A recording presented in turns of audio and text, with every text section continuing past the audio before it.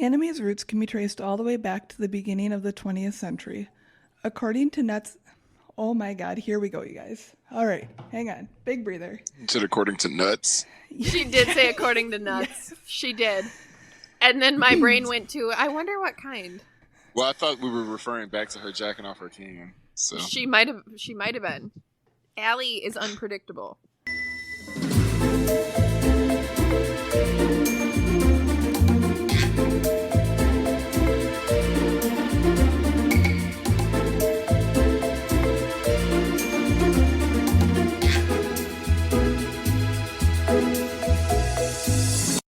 Hey there, beautiful. How goes it? It goes. How goes it for you?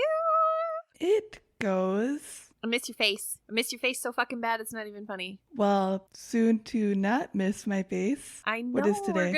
Tuesday. We're gonna record for the first time together in like 100 million years, and I'm so excited. I can't wait to kiss on you and love on you. I might have something for you then, too. That's amazing, because I might have something for you also. And we might have something from Josh from 4 Nerds by Nerds. So there's going to be all kinds of exchanges. I am super geeked for whatever that is. I know. I haven't even opened it. Tiny every single day is like, is today the day we get to open the box from Josh? And I'm like, no, it's not today. And then she'll be like, how come? And I'm like, because Auntie Allie's not here. And she'll be like, can she just come over so we can open the box from Josh? And I'm like, you just like saying that at this point. Are we going to record that on video for him? I think we should. I concur. So I guess this is thank you ahead of time, Josh, for whatever the mystery box is. It's a pre-thank you. It's going to be like fucking glitter, and we're going to have the herpes of arts and crafts in your house. I cannot believe that we have not said that story on this podcast or on our Patreon. So, dear everyone, please start a petition so that Allie will allow me to tell the herpes of arts and crafts story on recording, because it's absolutely worth it. Adding that to the list along with navigating so hard. Navigating so hard. And our hello phone call. We just have so many things that we really just need to like get out and record. Maybe this Saturday. Dun dun dun. How was your day? It was a day. You know, it was super emotional for a lot of things, for a lot of reasons, good and bad, but it was a day, and I got a really sick-ass workout in, and we are here, and I heard that we are going to have a conversation today with one of our very favoriteest people, so it's really, you know, I'm going to mark it as a W for me. What about you? It was a super busy day, and it's been a really emotional month. This month can fucking be over now, but I guess we're kind of going out with a win, and Moose got a kick-ass dinosaur bike today that I'm super excited to watch him ride, so that's gonna be really fun, and yeah, that was the highlight of my day. I love that highlight. I cannot wait to see him on that bike with his little helmet looking like a little badass. I'm so excited. I cannot wait to see it. Also, we will fight about whose bike it is when I'm there. I need you to be mentally prepared for that, because the my bike thing is gonna happen. He is pretty fucking tall, so. What does that have to do? Because I could fit on his bike? Is that what you're saying? I mean, you're also tall, but yeah. Epic fail. But I love you and your face. Also, it has a Triceratops on it, which is my favorite dinosaur, so I'm really excited about that. I'm really excited about you! Anyways, you already know what we're talking about today, so... I do, and I'm so excited. Oh, first. First. Can I ask you something? Yes, Allie. Who are you? Well, I am a single white woman. My name is Celeste. No, I'm just kidding. That's fucking stupid. You like long walks on the beach? Yes, though. All real things. But I'm Celeste.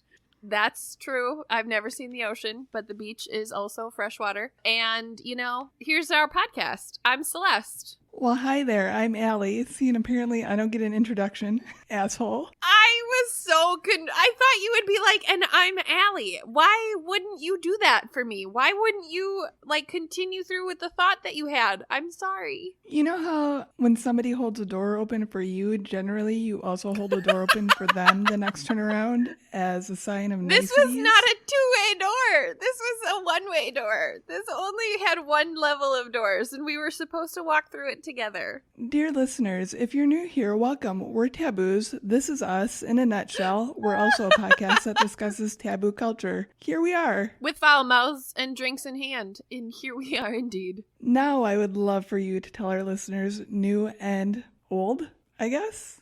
Veteran? Seasoned? Okay, so just so everyone knows, Allie is dead inside, and she did in fact just call you old. So let that resonate with you for one moment. On the other hand, however, I would love to introduce who we are going to be calling today because I'm so excited and I love him so very much.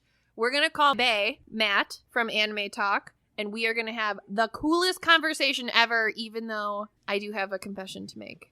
So let's make that call. Do the thing. Ring, ring? That was the best you had? Yes. All right. All right.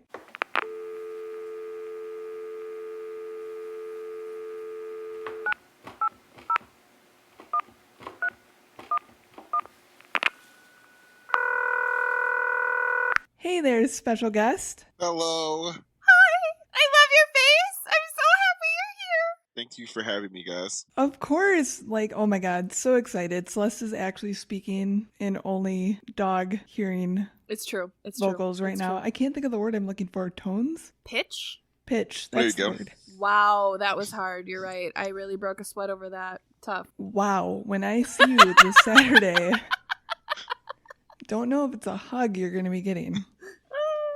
I like Shout out to kisses, our too. BDSM episode and whips and paddles Ooh. and shit. Picnic. Can I pre-call picnic? I'm just asking. It's a bit early. Okay, noted. Hi! Welcome to the shit show that is our lives and our friendship. Hello, I'm so happy you're here. Hey, thanks for having me. I'm really excited. We are so excited. Dear listeners, as Celeste said earlier, this is Matt St. Jack from Anime Talk. And if you're not already listening to his podcast, I have no idea what the fuck you're waiting around for. Directly after this episode, you should go and listen. And I highly suggest starting with, Matt, what's the episode? Of course, I'm going to send people to the most gut-wrenching emotional episode, but the top 5 deaths. Yeah, the top 5 deaths. The top 5 deaths in anime that mess me up all the time. Every time I see them. Yeah. Yep, that one just got me because it was so from the heart. So yes, that one I highly recommend. Yeah, it's a tearjerker for sure. So I would love if you could tell our listeners a little bit about yourself, and then we kind of already segued why you're here, but why you're here. We're gonna do it again. So my name is Matt. Matt St. Jack just kind of rolled off the tongue, so I just decided to create that name for myself. I love it. So let's see. I'm a 31-year-old black male. No, I just followed Celeste's idea earlier. I love it. No, so I mean, I love anime. I love pretty much all things anime.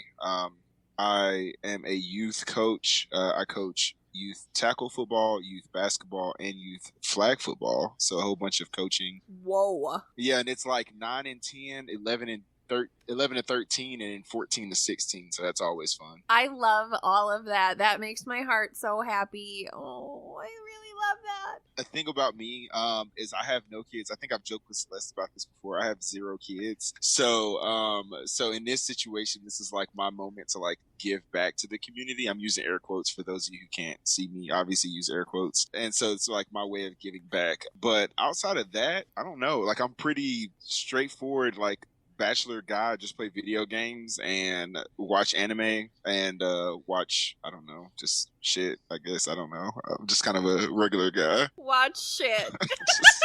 I'm just Okay, also I watch movies and TV shows and things. I have 2 things we need to acknowledge. 1, your quote unquote giving back is garbage. You get credit for giving back in that way. Okay, first of all, that's not a quote unquote moment. That's real. That's a really big deal. You should be super, super proud of that. I think that's so cool. The second thing is I love your little Tech 9 beard going on. Yeah.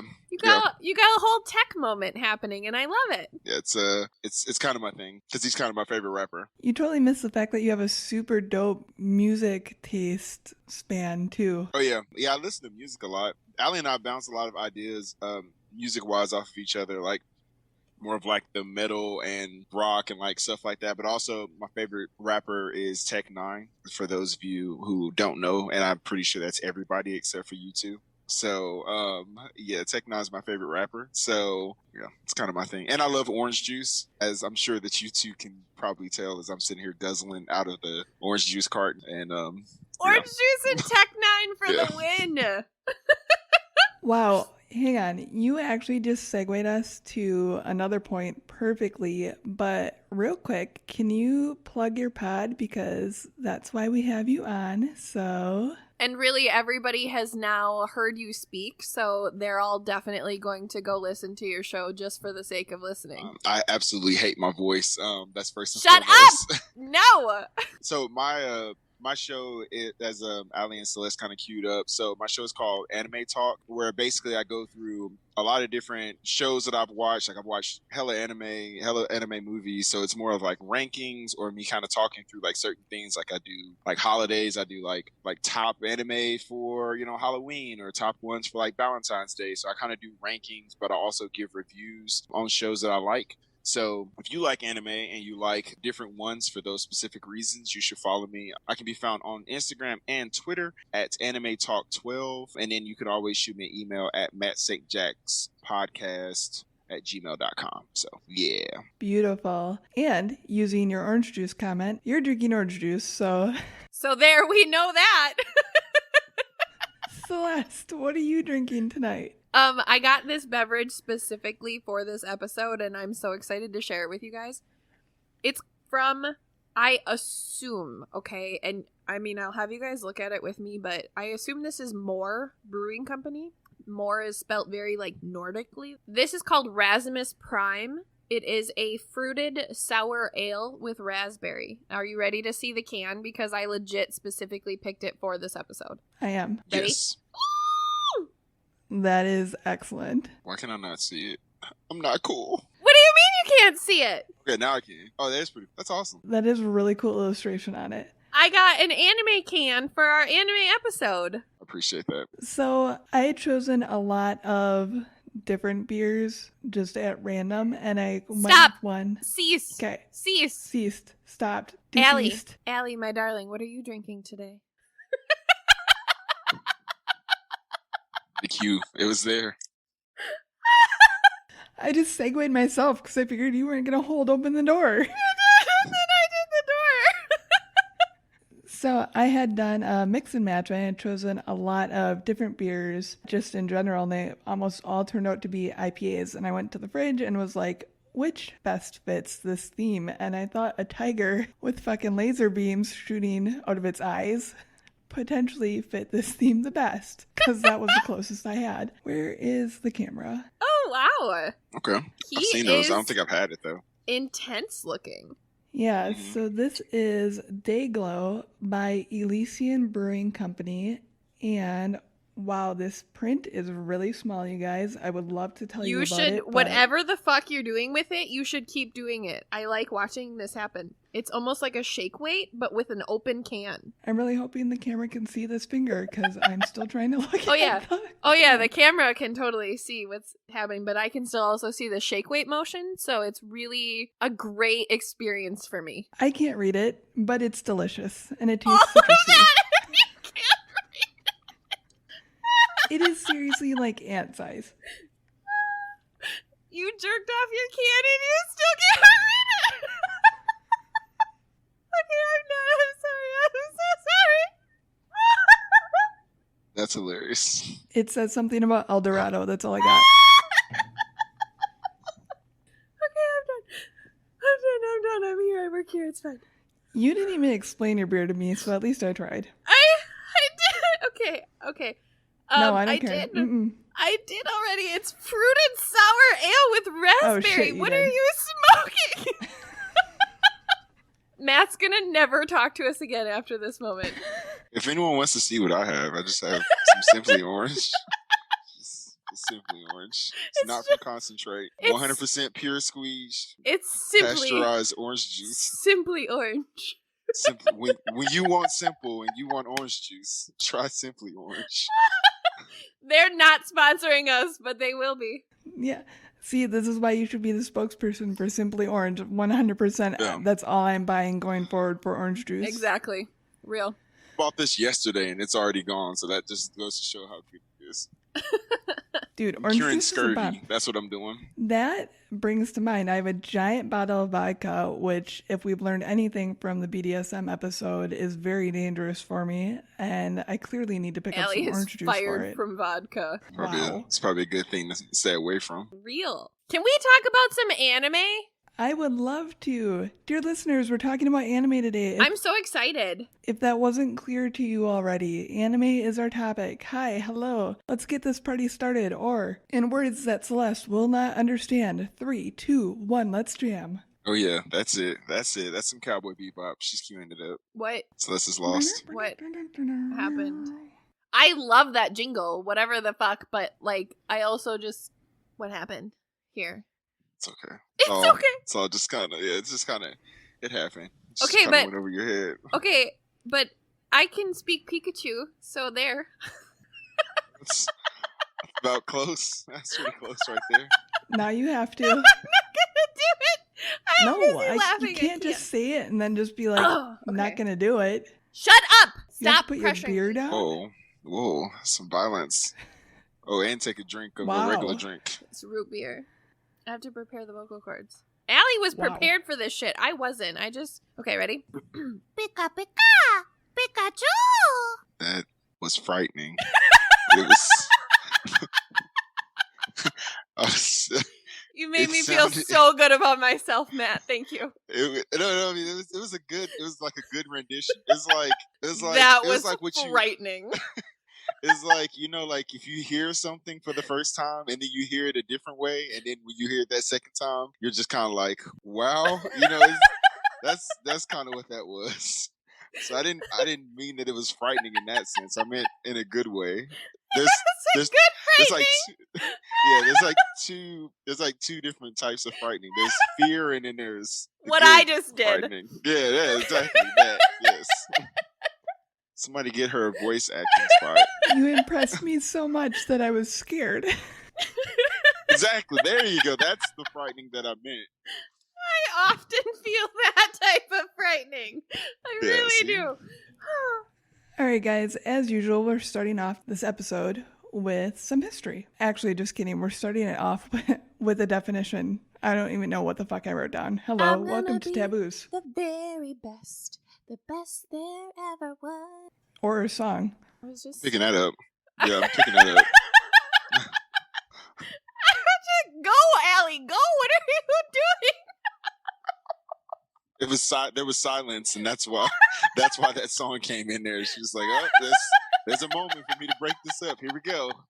Here it is. Song." Matt knows me so well. So, what is anime? From Wikipedia, it is hand-drawn and computer animation originating from Japan. I do want to note, however, that within Japan, anime is often used to refer to any animated works regardless of style of origin. So, for instance, Celeste, you're wearing a shirt from something that was created within the US. It's considered anime, what's the word I'm looking for? It was inspired by anime, but it's not actually anime. Anime influenced. Thank you. Yeah. Yes, exactly. Because it was created within the US. So within the US, it's considered influenced by anime, but it's not considered anime within the US. However, if you were to go to Japan, it's considered anime. Does that make sense? That's really interesting. It totally does. And I have lots of questions about that, so I don't know when I can ask those, but I do, in fact, have questions. I don't know if I have those answers, but we'll see along the way.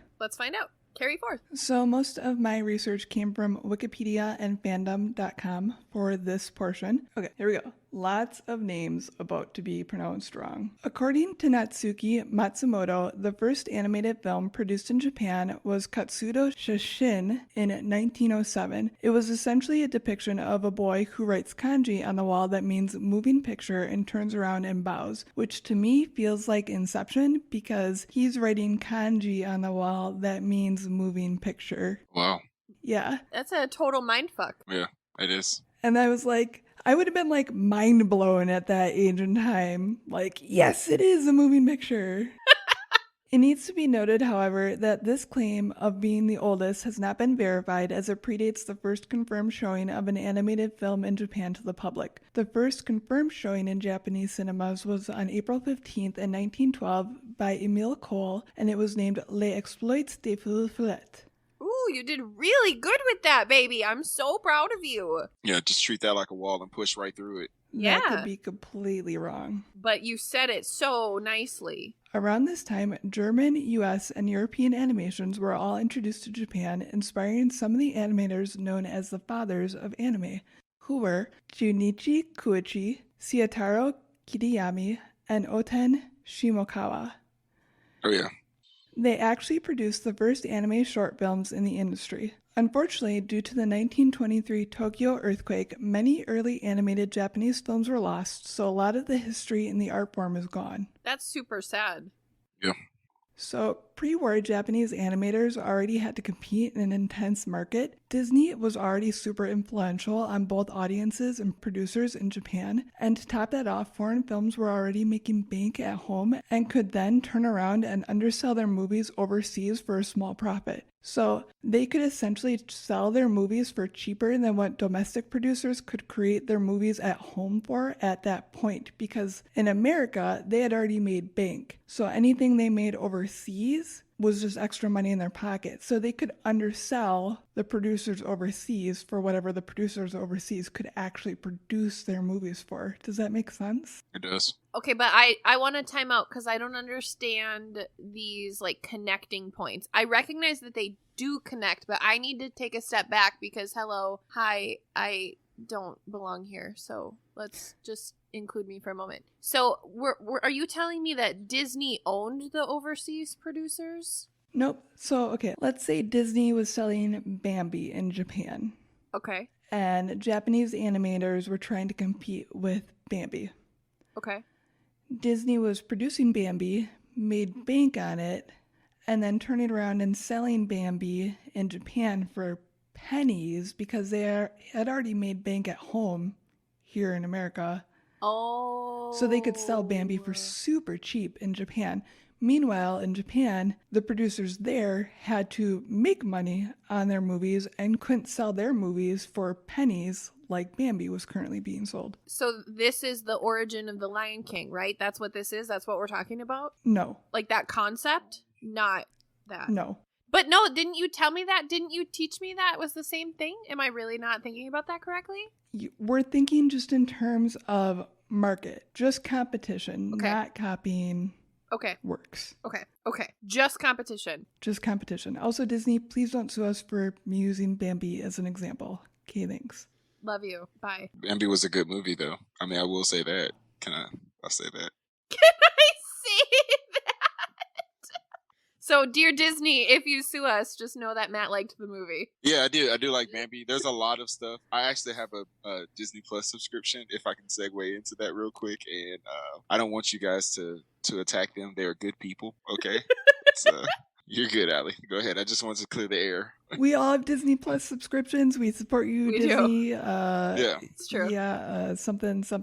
We love you. Don't take our money or our houses. I Okay, thanks, bye. even had the Walt Disney like subscription pack over COVID, so like we're covered. Like, please don't come for us and our children. So essentially, Japanese animators had to work extremely cheap in small companies with very few employees and not the best quality products because they didn't have the budget that foreign producers did. Up until the mid-1930s, cutout animation, which is essentially stop motion using flat characters, was created by Japanese animators as opposed to cell animation, which is hand-drawn, because the celluloid paper was too expensive. So the result was that animation seemed less robust and detailed. That's not to say, however, that master animators didn't produce beautiful works with their craft. Can I just say, as someone who has zero artistic talent, like with my hands, that like I can't play an instrument, I can't draw, I can't whistle, I can't do anything cool with my hands, and they're small, so I feel inept. But also, can I just say that people who can truly draw like that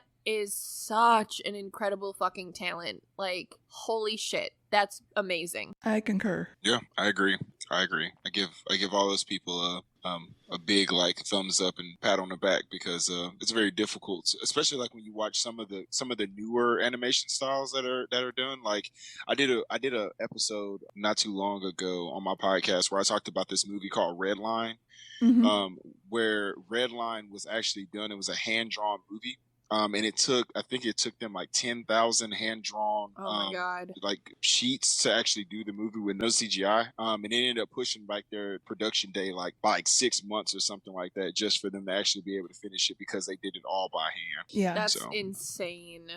Mm-hmm. So that's wild. Eventually, cell animation, sound, and technology like the multiplane camera was introduced into Japanese animation to help compete within the market. Most of these innovations, however, depended on sponsorship due to their expense and ended up becoming PR films for companies, educational films for the government, and eventually propaganda for the military during the Second World War. That actually makes a lot of sense. Did you just tell us that they used anime as propaganda? Yep, I didn't write this down, but what I read was a lot of the anime that was used as propaganda was essentially Japanese people defeating their enemies. Wow. Yeah. That feels a little personal. I mean, it's not shocking. Cartoonists were doing the same here in America. I didn't say it was shocking. I just said it felt personal. Dude, Allie took offense. She's like, Allie yo, did. they did it here. Allie did, and I was like, whoa, okay. Clearly, I know what side of Pearl Harbor she was on. Allie's like, you saw what my hand was doing to this can. Don't make it.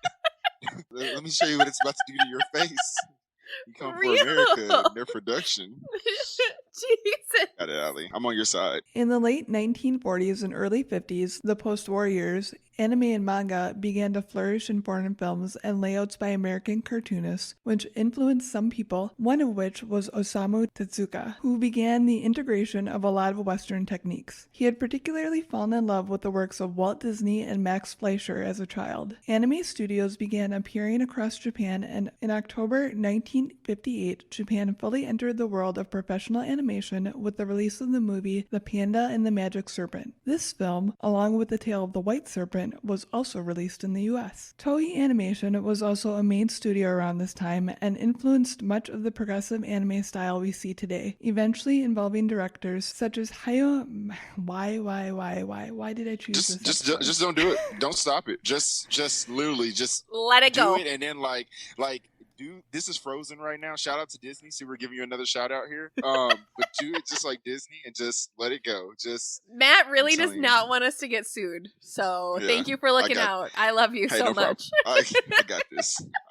Don't you worry about it. Such as Hayao Miyazaki, creator of Spirited Away. Osamu Tezuka established Mushi Production in 1961 and pioneered TV animation in Japan with TV series Mighty Atom, Kimba the White Lion, and Goku no Daioboken. Yes. Isn't Goku from Dragon Ball Z? Yeah, but I don't think this is necessarily that one. Matt, but stop. Yes, you got it though. I get credit for that. I get credit for that. You most certainly do. I'm just letting you know. No, don't let me know. Just let me have this moment. I love that you latched onto a name. Was not... I recognize that name. She's like, the minute that she says that this came from Pikachu production, I'm going to say I know Pokemon. I know Pikachu. And like it pops up and she's like, Pikachu, I knew it. There it is. I do not appreciate the shade that you're throwing right now. I really don't. Oh my god. It's like if you meet some random person named Bob, you're going to be like, are you from Bob's Burgers? Exactly. It's like just waiting and queuing it it up. Bob is such a common name, you guys. You're so rude. Goku has like 3 people. It's like, are you Robert? Yes. Do you go by Bob? No, I don't. Do you make are burgers? You sure? Are you sure? Oh, I hate you both. Keep going. This portion is primarily from fandom.com. So this was when anime really took off. Mighty Atom was adapted for premiere in the US as well under the name of Astro Boy, and it was a big success. I've seen Astro Boy. Yeah, this led to Kimba the White Lion also being adapted, and it was probably the influence for The Lion King. Shout out to my comment earlier that you made me feel like an idiot for. No. I didn't say you were wrong. It's just not what we were currently talking about in that moment.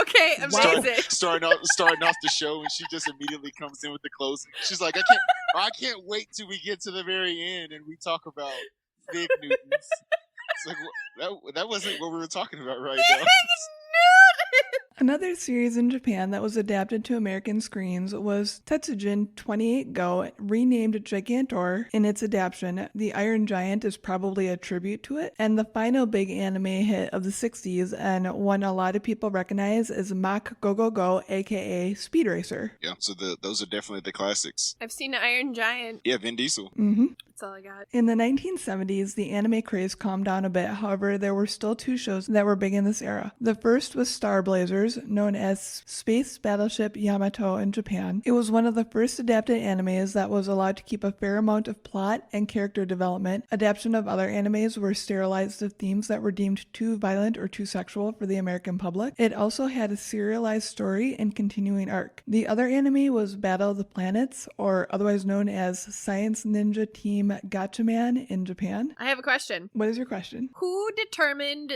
that Japanese anime, was too violent and too sexualized for American viewers? Who determined that? I would really like to know, or if you don't know, because that just seems outrageous. Has anybody ever seen Grand Theft Auto? It's probably us. It was us, and there's a shit. I should have written it down, and I'm sorry I didn't. There's a thing. It's a thing. It has a name. Excellent. You're being so informative. I love this. This will all stand up in a court of law. Because there's a censor board or something like that maybe it was like a little bit more strict. I'm literally just going off the dome here, but I'm assuming that like maybe during that time it was more of a, like, it wasn't an acceptable style, just what we deemed to be violent or whatever during that time. Maybe there was a censorship issue. I'm not sure. Yeah, it is 100% within that vein, and I will tell you that things of sexual nature are far more restricted than violence. And then once again, like, look at stuff nowadays like The Walking Dead as an example. I'm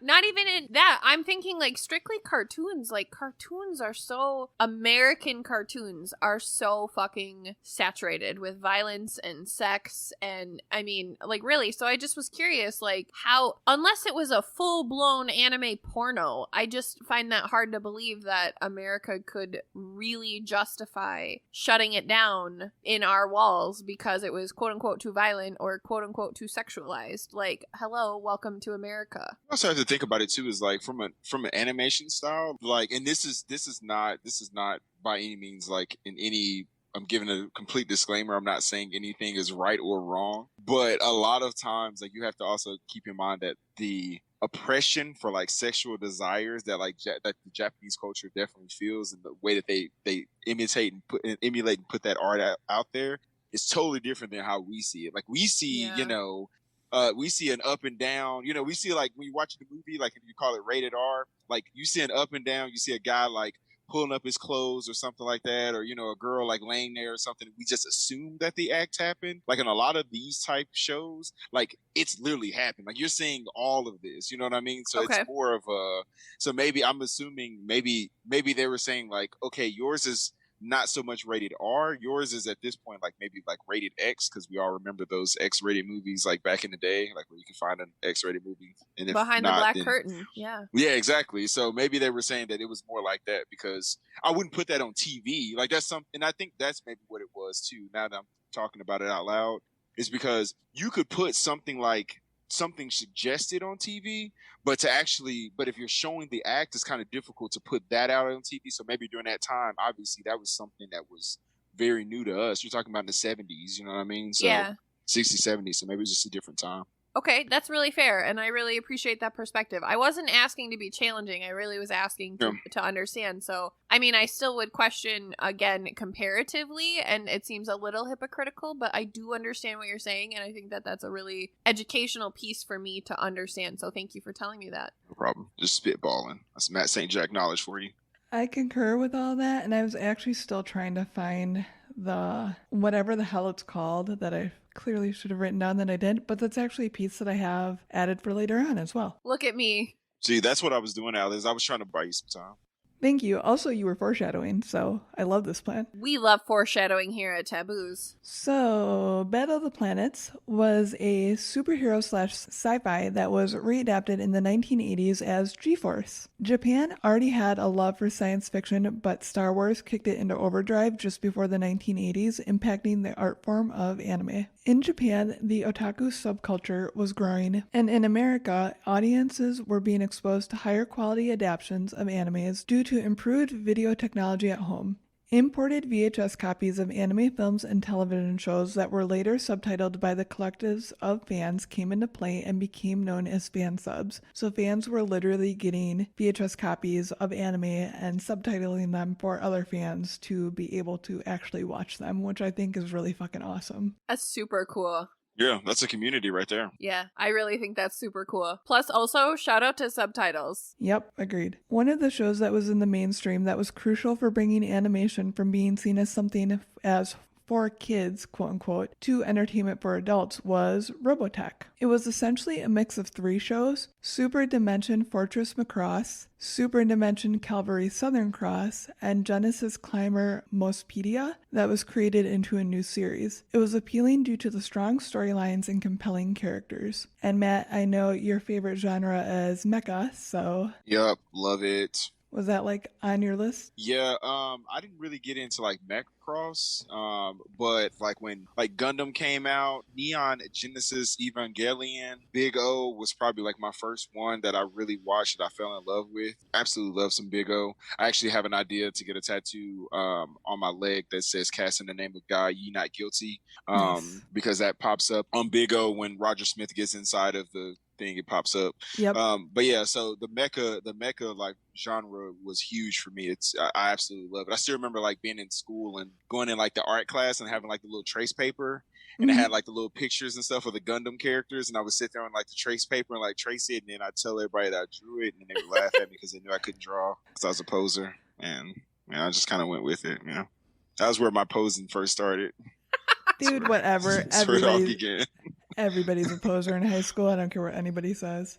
It's true. It's true. A huge advancement within this time frame, however, was in feature films. They were taking off in Japan, and the ones that made their way to America changed the game. One of these was Hayao Miyazaki's Nausicaa of the Valley of the Wind. The original edited version that was distributed in the US was actually called Warriors of the Wind, but the biggest of these is considered to be Kyutoshiro Otomo's Akira, which came out in 1988. It actually wasn't a big success in its homeland. However, it had a massive effect on American audiences. The Gen X culture embraced the dark, violent, and mature subject matter, and this helped propel anime into a worldwide phenomenon. Like Akira is the OG, like Mac Daddy of anime in like the US realistically. Like all the other stuff that I'm learning from you is like huge, but I remember like Akira being a thing. Like I remember because I was born in '89, so I wasn't there when this came out, but I remember when I first got into anime, everybody was like, dude, if you don't see this, like you're doing the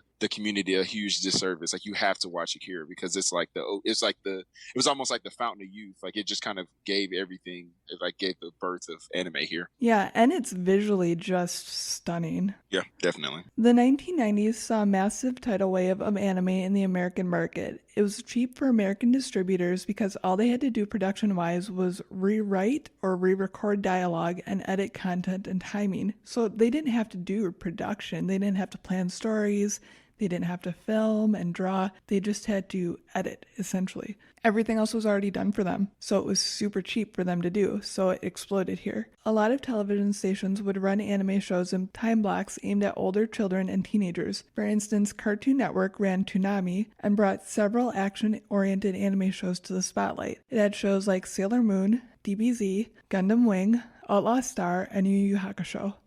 Shout out to ColourPop for their Sailor Moon collaboration. That's literally the only reason I know who Sailor Moon is. Hi, I'm still here. It's totally fine. I actually have one of their Sailor Moon colors. Oh, do you really? Yeah, I actually have their Sailor color in their Super Shock Shadow. Oh, I love their Super Shock Shadows. Okay, carry on. Shows like the one I just mentioned also brought into effect the anime and Japanese pop culture, which began to take hold in America, the largest influence being through Pokemon. Pika pika. It is. I was waiting for it. I was actually going to cue you up. You just kind of popped out of your Pokeball there.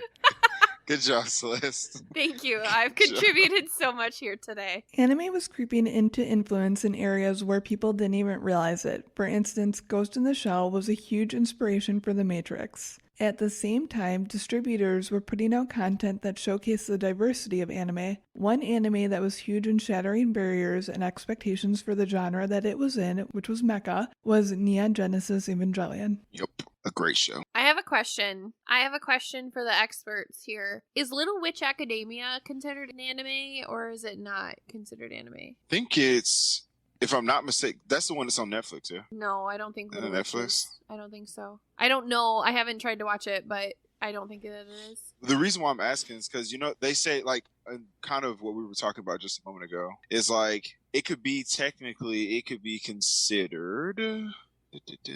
I think this is considered an anime because, yeah, I believe this is actually considered an anime because it's an Eastern show. Anything that's like a Western. The reason why I was asking because like a lot of stuff that you're seeing like on Netflix that Netflix is doing, they're the influence ones that we were talking about before. So It's more of a Western animation style. So it's more of an influence. So it's kind of like not pure, I guess you could say, because it's made here, but it was influenced by Japan.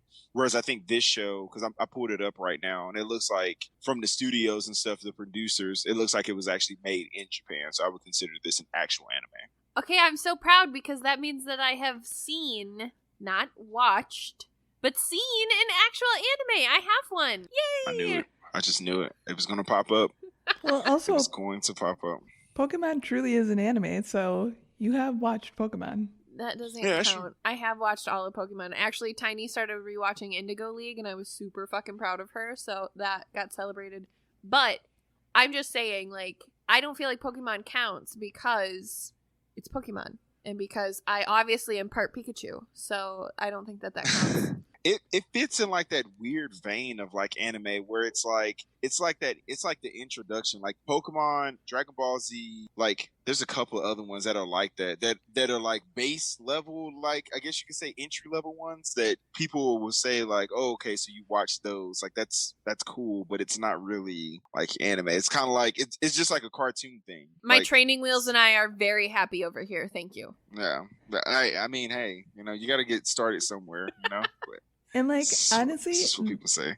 Like that kind of stuff drives me nuts too because I hate gatekeeping, and it's like, dude, why do we gatekeep? If that's the introduction, that's the introduction. Let it be that way. Let's start introducing more. You know what I mean? I'm not saying you, Matt. I mean, that's why I had that. I'm not saying you at all. I'm saying like purists saying that's not anime. That doesn't count. That you can't say you watched anime. Well, okay then, fuck you.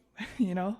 Yeah. So. I've said like I've had this conversation, like that's why I did an episode on some really dope shows to kind of get into that are specifically on Netflix. But I've had these like debates with anime purists who watch, because me personally, I watch sub versus dubbed. It depends on the show, but like people, like I've literally got into it with like people who will go back and forth, be like, dude, if you watch dub anime, like you're not even watching anime, you're bastardizing the community. I'm like, dude, it's the same show. The only difference is instead of him saying, you know, thank you very much, he said arigato. You know, like that's the only thing that's different. Like there's nothing different about this show. So yeah, like let's just love the art really and get more people into it. Yeah, that's what it's all about. Agreed. And I have something centered around that later on, and Celeste later on. Foreshadowing. Excited for it. Yeah. I love that we all struck a chord in like one moment. It was all different chords, but we did it. There was no harmony. Nope. I did the tra-la-la-la-la from Captain Underpants. It's like dun dun dun.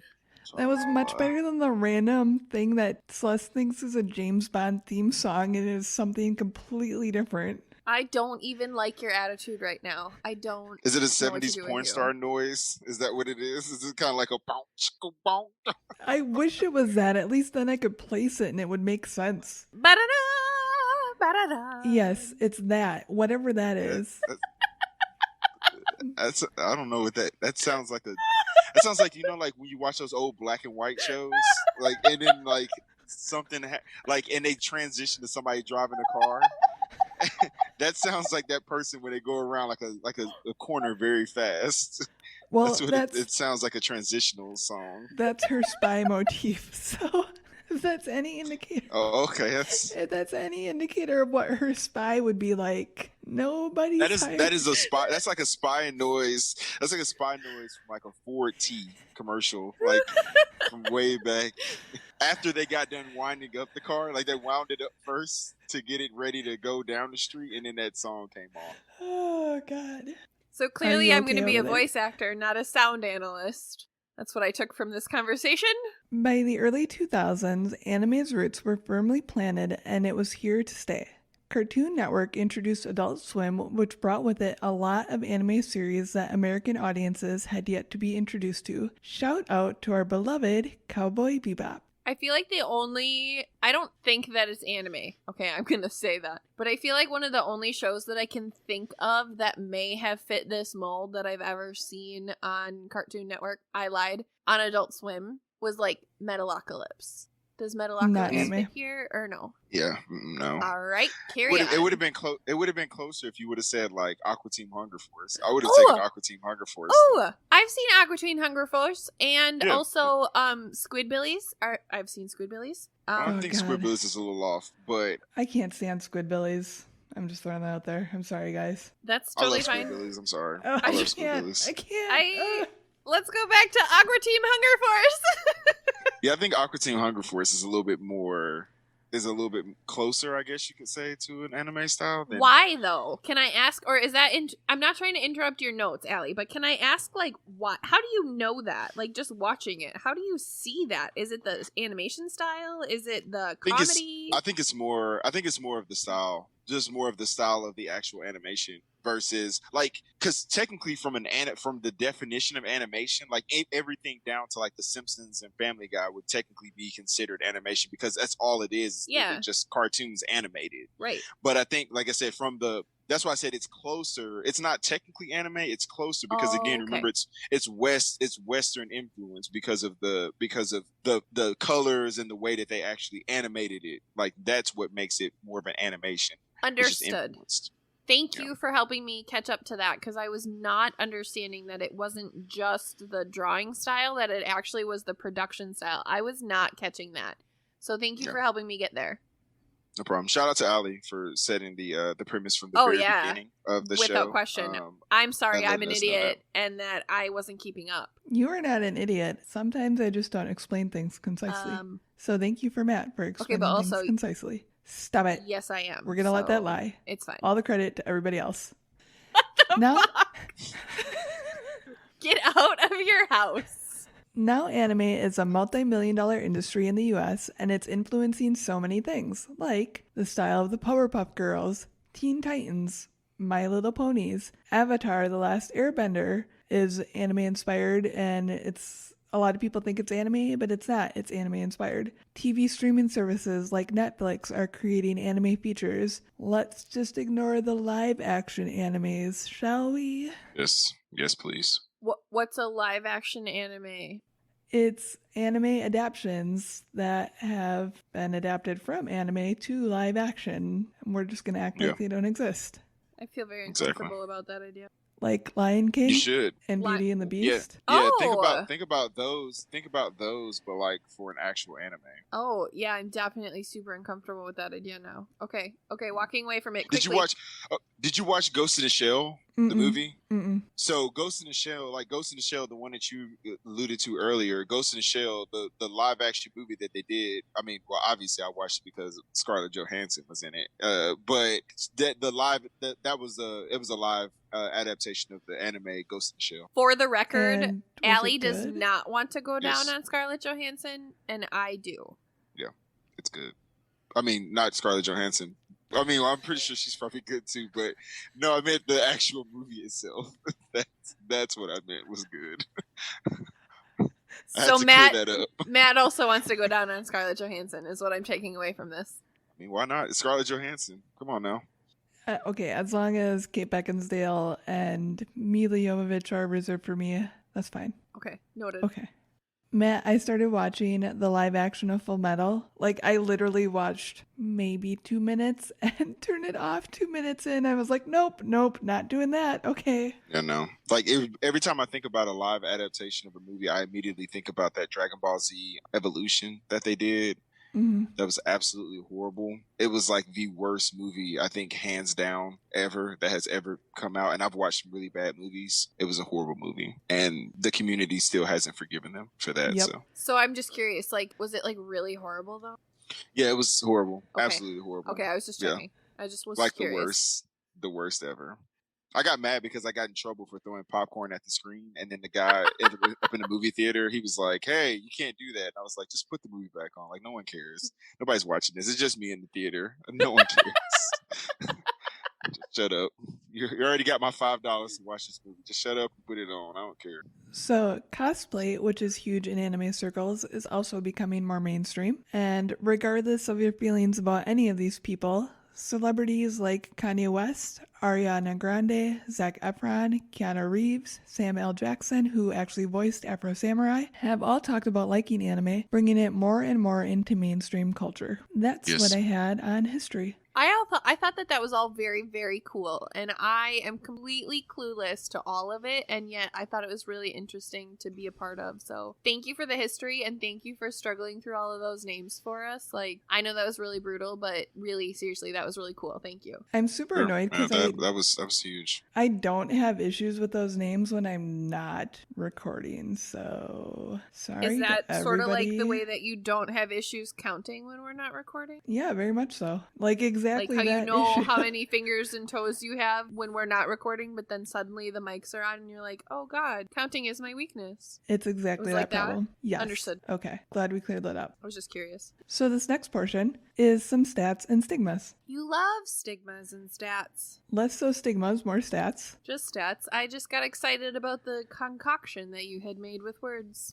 So this is a quote from PMEWSwire.com. The global anime market was valued at $24.23 billion US in 2020. Holy fuck. Hold that, holy fuck, or repeat it in 2 seconds, because anticipation to grow to $43.73 billion by 2027, almost doubling its value in 7 years. Holy shit. Oh my god. Holy fuck. From Statista.com, favorability of anime in the US is higher among younger generations from 2020 data. Not that this is shocking to anybody, but 27% of adults aged 18 to 29 years old said they had a very favorable impression of anime films. This is actually double the share of adults between 30 to 44 years old and 9 times that of the 55 to 64 age group who had said the same. Older generations were less likely to be fans or had never heard of it. So 27% of adults aged 18 to 29 years old said they had a favorable impression of anime films. As you go up, half of that percent said the same in age or had just never heard of anime. You know what's crazy about that though? Going back to Celeste and her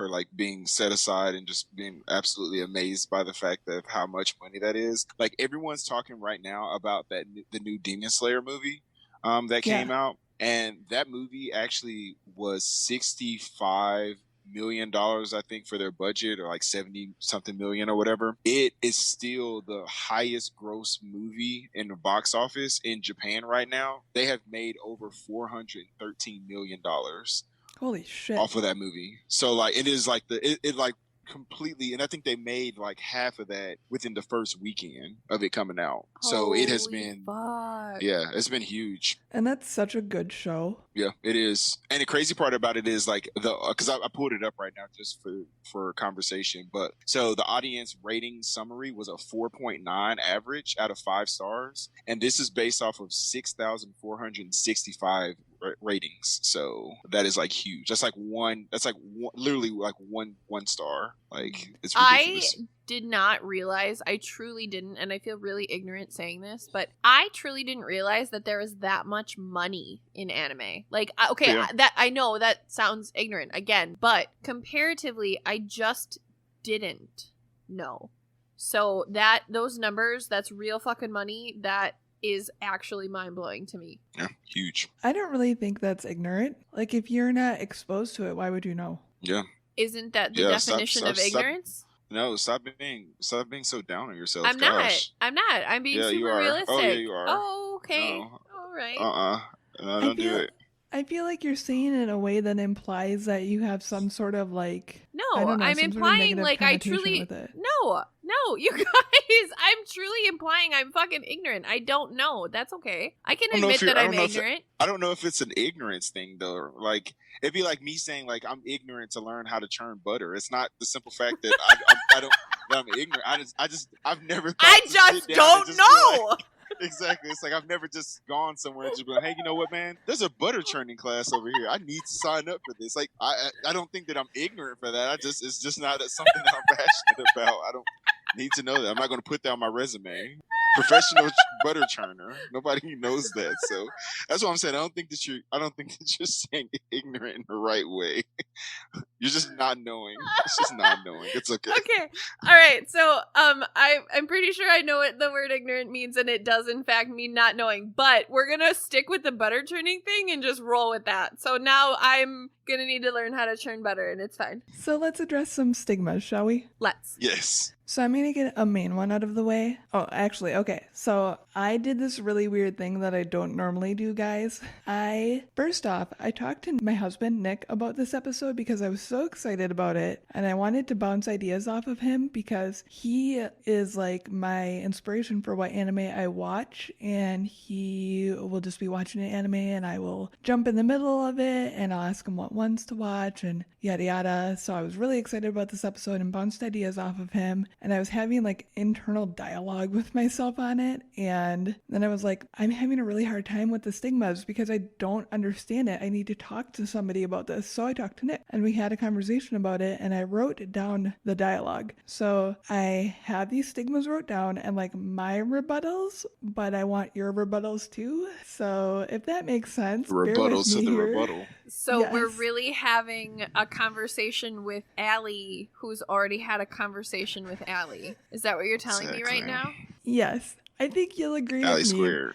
I would love if you would agree with me and build up more or disagree with me. I don't care. In the 7 years we have been friends, I have had so many types of Allie conversations, and I guarantee you this is the first time I have ever had a conversation with Allie that Allie had with Allie. That's it. This is dope. This is like full Inception moment. I'm here for this. Right here, guys. This is a first right here on Taboos. This is it.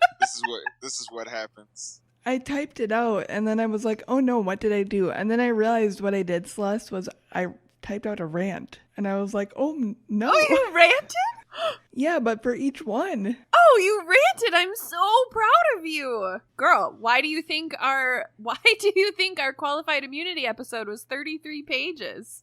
Yeah, so I guess this is different for me, so here we go. Let's do it. I'm so excited. Rant away, baby. So I'm gonna get a main one out of the way first, and that's the term known as otaku, which by Wikipedia's definition is as follows: a Japanese term for people with consuming interests, particularly in anime and manga. Essentially, this is someone that lives and breathes what their interests are, whether that be anime or football or building model airplanes or whatever. Although otaku might not be a word used mainstream here in the States to describe how outsiders view people obsessed with anime, I still think it's accurate to use, and I think it's unfair for a love of anime to get any more flack than an intense football fan that has like a bunch of jerseys or builds a zone to watch the games with their buddies does. Like, how is watching an anime to escape reality any different than engaging like something like fantasy football? Truly, that's what I want to know. And I'm not putting flack on either of those. I just want to understand, what's the difference? Why is it viewed differently? It's not, though. Like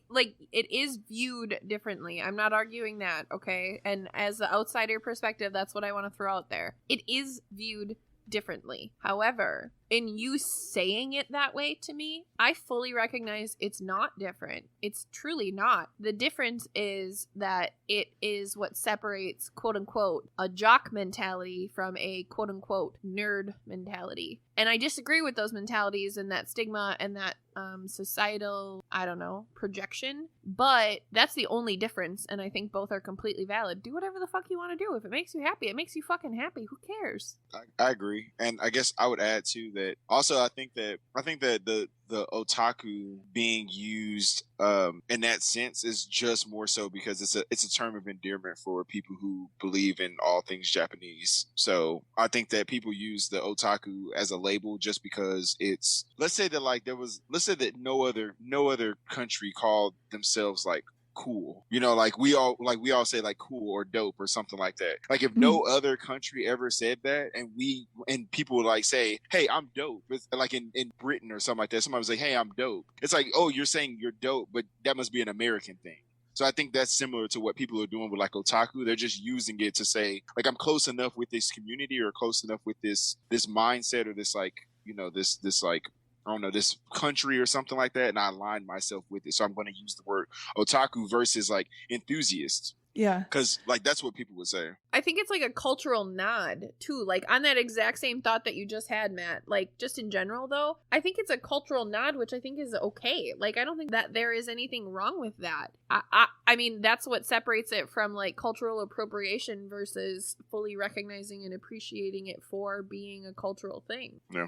And you also have to take in like the other side of that of being very literal, because like that's the one thing that I have a buddy of mine who came over here from Iraq, and he was saying like going through the tests and everything like that, the way that it's all set up, everything is very literal. So when you're learning the English language from another country, everything that you're picking up is saying like it's very literal. So like we joke around and we say, hey, that's the best meal that we've ever had, and it's like realistically it's not the best meal that you've ever had, because by definition the word best would mean that it's the ultimate meal that you have ever had of all meals. But like we say all the time, like this is the best barbecue in town, or this is the best this in the world. But like it's not a very literal term. So like with otaku, I think it's a very loose term. They just use it specifically, like I said, just to kind of feel like that you're a part of the community, that you're a part of the culture. So I don't think it's very literal in that sense. We just use it. Yeah, I agree. What do you think on the point of like people that have obsessions, or not even obsessions, hobbies that are accepted within the United States, that are mainstream, being accepted within society versus anime fans that have collections or figurines or whatever where they're cast aside and viewed as like awkward or not okay? Honestly, before you even go there though, I'm going to take this away from like football, because why are we doing that? We should be comparing apples to apples. In America, it's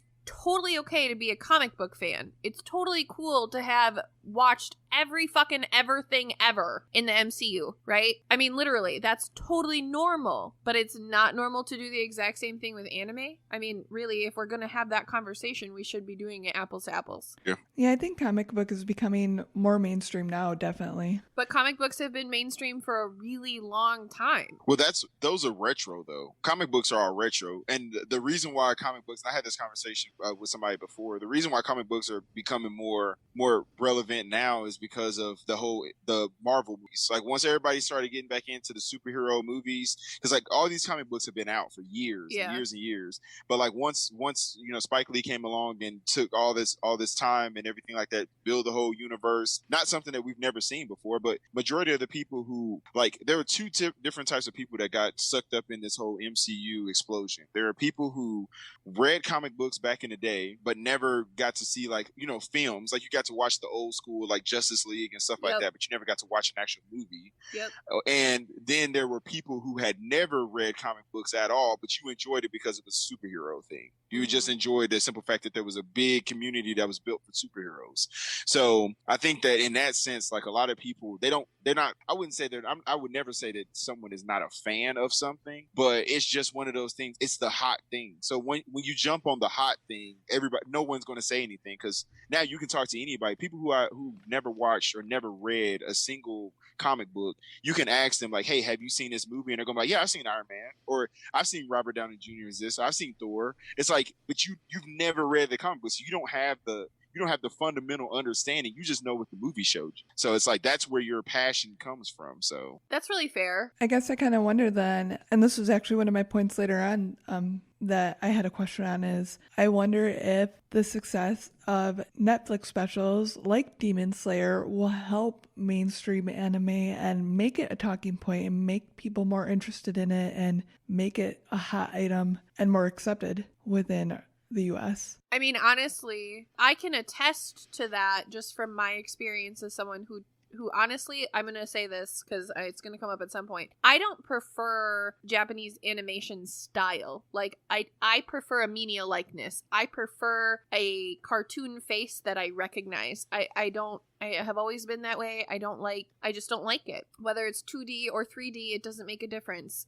I mean, seriously, Pokemon and Final Fantasy look exactly the same to me. I just don't prefer that animation style. But what I can tell you is that in some of those interpretations or adaptions, like you just referenced, that are on Netflix or other streaming services, I recognize that they are very Americanized, okay? But I can tell you that they are, in fact, opening the door for me to be more interested in them.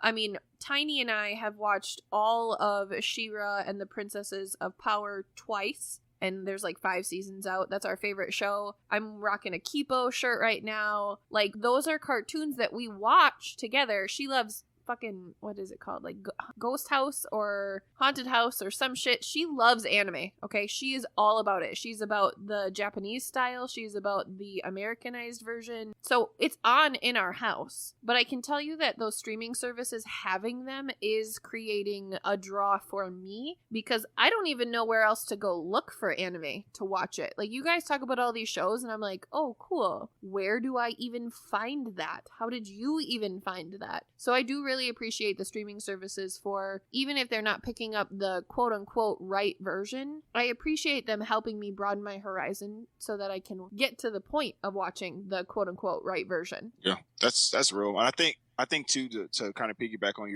your statement, like, I think the thing that has helped out with Netflix is, like, as bad as it sounds, but as good as it sounds too at the same time, has been like COVID. Because with everything that was going on in Japan, like, they were one of the first countries that really kind of shut down. So Japan, Korea, those countries were kind of the first ones to really like shut their doors, and which is why a lot of anime right now is so backlogged, like where episodes and seasons have not been able to come out because of production issues and things like that.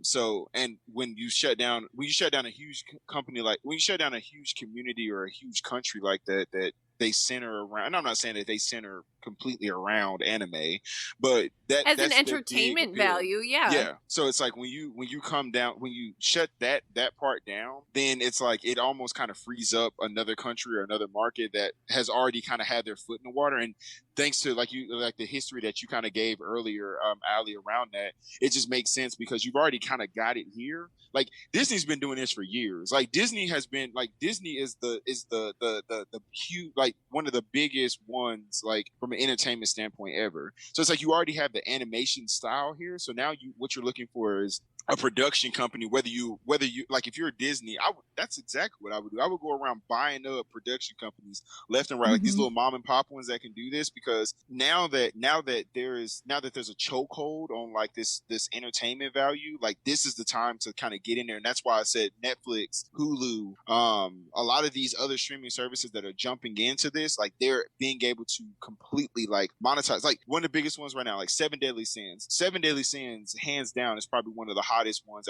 that's on Netflix right now from an anime standpoint. And it's crazy because it fits both molds. Again, it's a very Japanese art style, but you can tell that it's American influenced. Mm-hmm. So it's like when you watch that show, you can constantly continue to crank out episodes and crank out seasons, because from their standpoint, they record it all. Like, when you watch something on Netflix, it's all there. They give you the whole season. So it's like, I can do that versus like in Japan, I got to wait for you to write it out. I got to wait for you to put it into a comic book. I got to wait for you to take it from the manga to make an adaptation, to put it over here. You have to do so many different steps. Whereas here, we can just be like, okay, well, here's a show that I just came up with. It can go straight to Netflix, and here it is. Now it's a Netflix original. So you're just cutting out the middleman, and you're making all of that money back.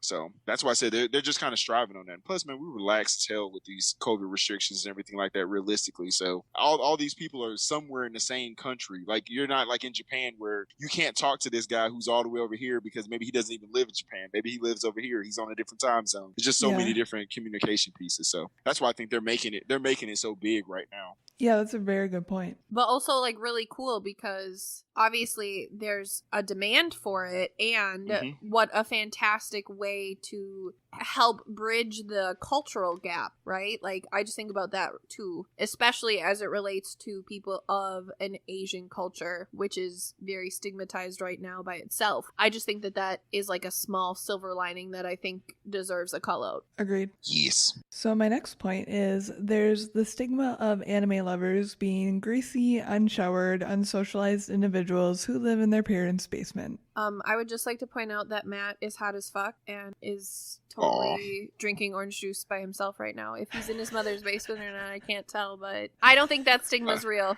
No, I'm not. I just want to go ahead and clear the air there. I'm not. I'm in a one bedroom. This is it right here. I can definitely show you. One bedroom. There it is. There it is. There's the bedrooms over there. So definitely not the basement. But I will say this, like if I was to give it percentages, I would say that there's probably that stigma is probably like 60-40.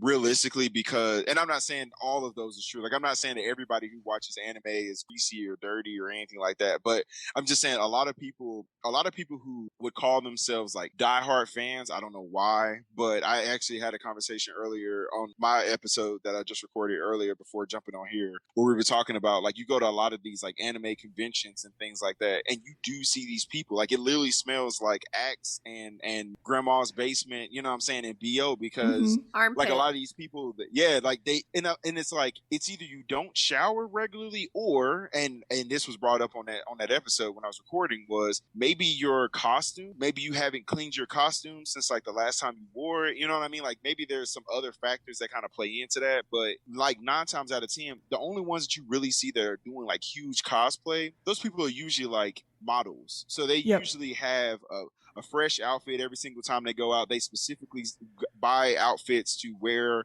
at these, you know, these cons and things like that. But different wigs. A lot of but a lot of times these people, and it may not even just be a money thing. It may just be some people are just comfortable living this life. So I would say that's why I would say I think that it's there to a certain extent. I don't think that it has to be. It's not an all inclusive. Yeah. And I would go further to even say, I said 60-40 at first. To be honest, I'd probably go further and say it's probably a 90-10 split. I would say that the 10% is probably the people who are actually like that, like the people who are, you know, who fit that mold. I would say that they're not that high. Yeah, I agree. So I think just like every other stigma that we ever talk about, like any other stereotype and stereotypical imagery, right? Like I think about our virginity episode where we talk about the virgin male, right? Adult virgin male. I think that what I hear Matt saying and what I think is actually really accurate given the representation that I have experienced personally, I think that stigma that you're talking about is the quote unquote like perception and the rule of average, but at the same time it's not average at all. That's just what people roll with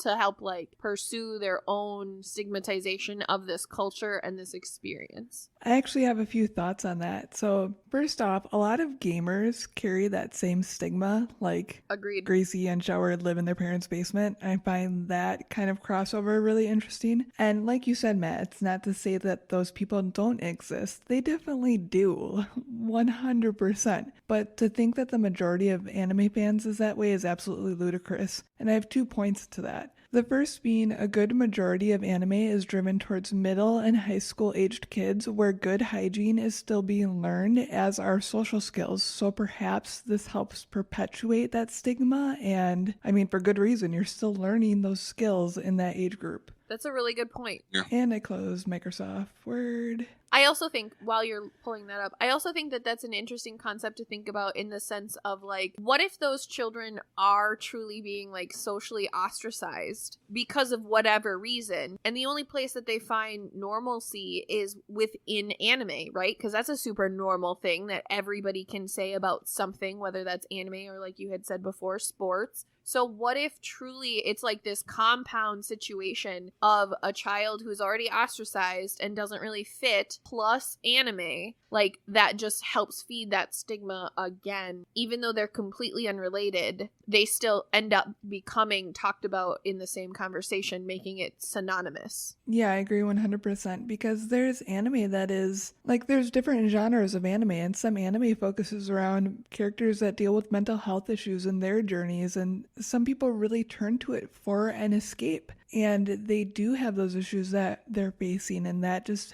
turns them even further inward because they are ostracized. And that's really sad. Super sad. That society would do that to them. Right. So my second point is that every fandom, no matter what it is, has some subset of, quote, unfavorables and cringeworthy. I'm using air quotes because judging people before knowing them is shit. So to act as though anime culture is a standalone instance in this kind of thing is ludicrous, but yet because it's already misunderstood, it gets hit harder than normal in those judgments, in my opinion.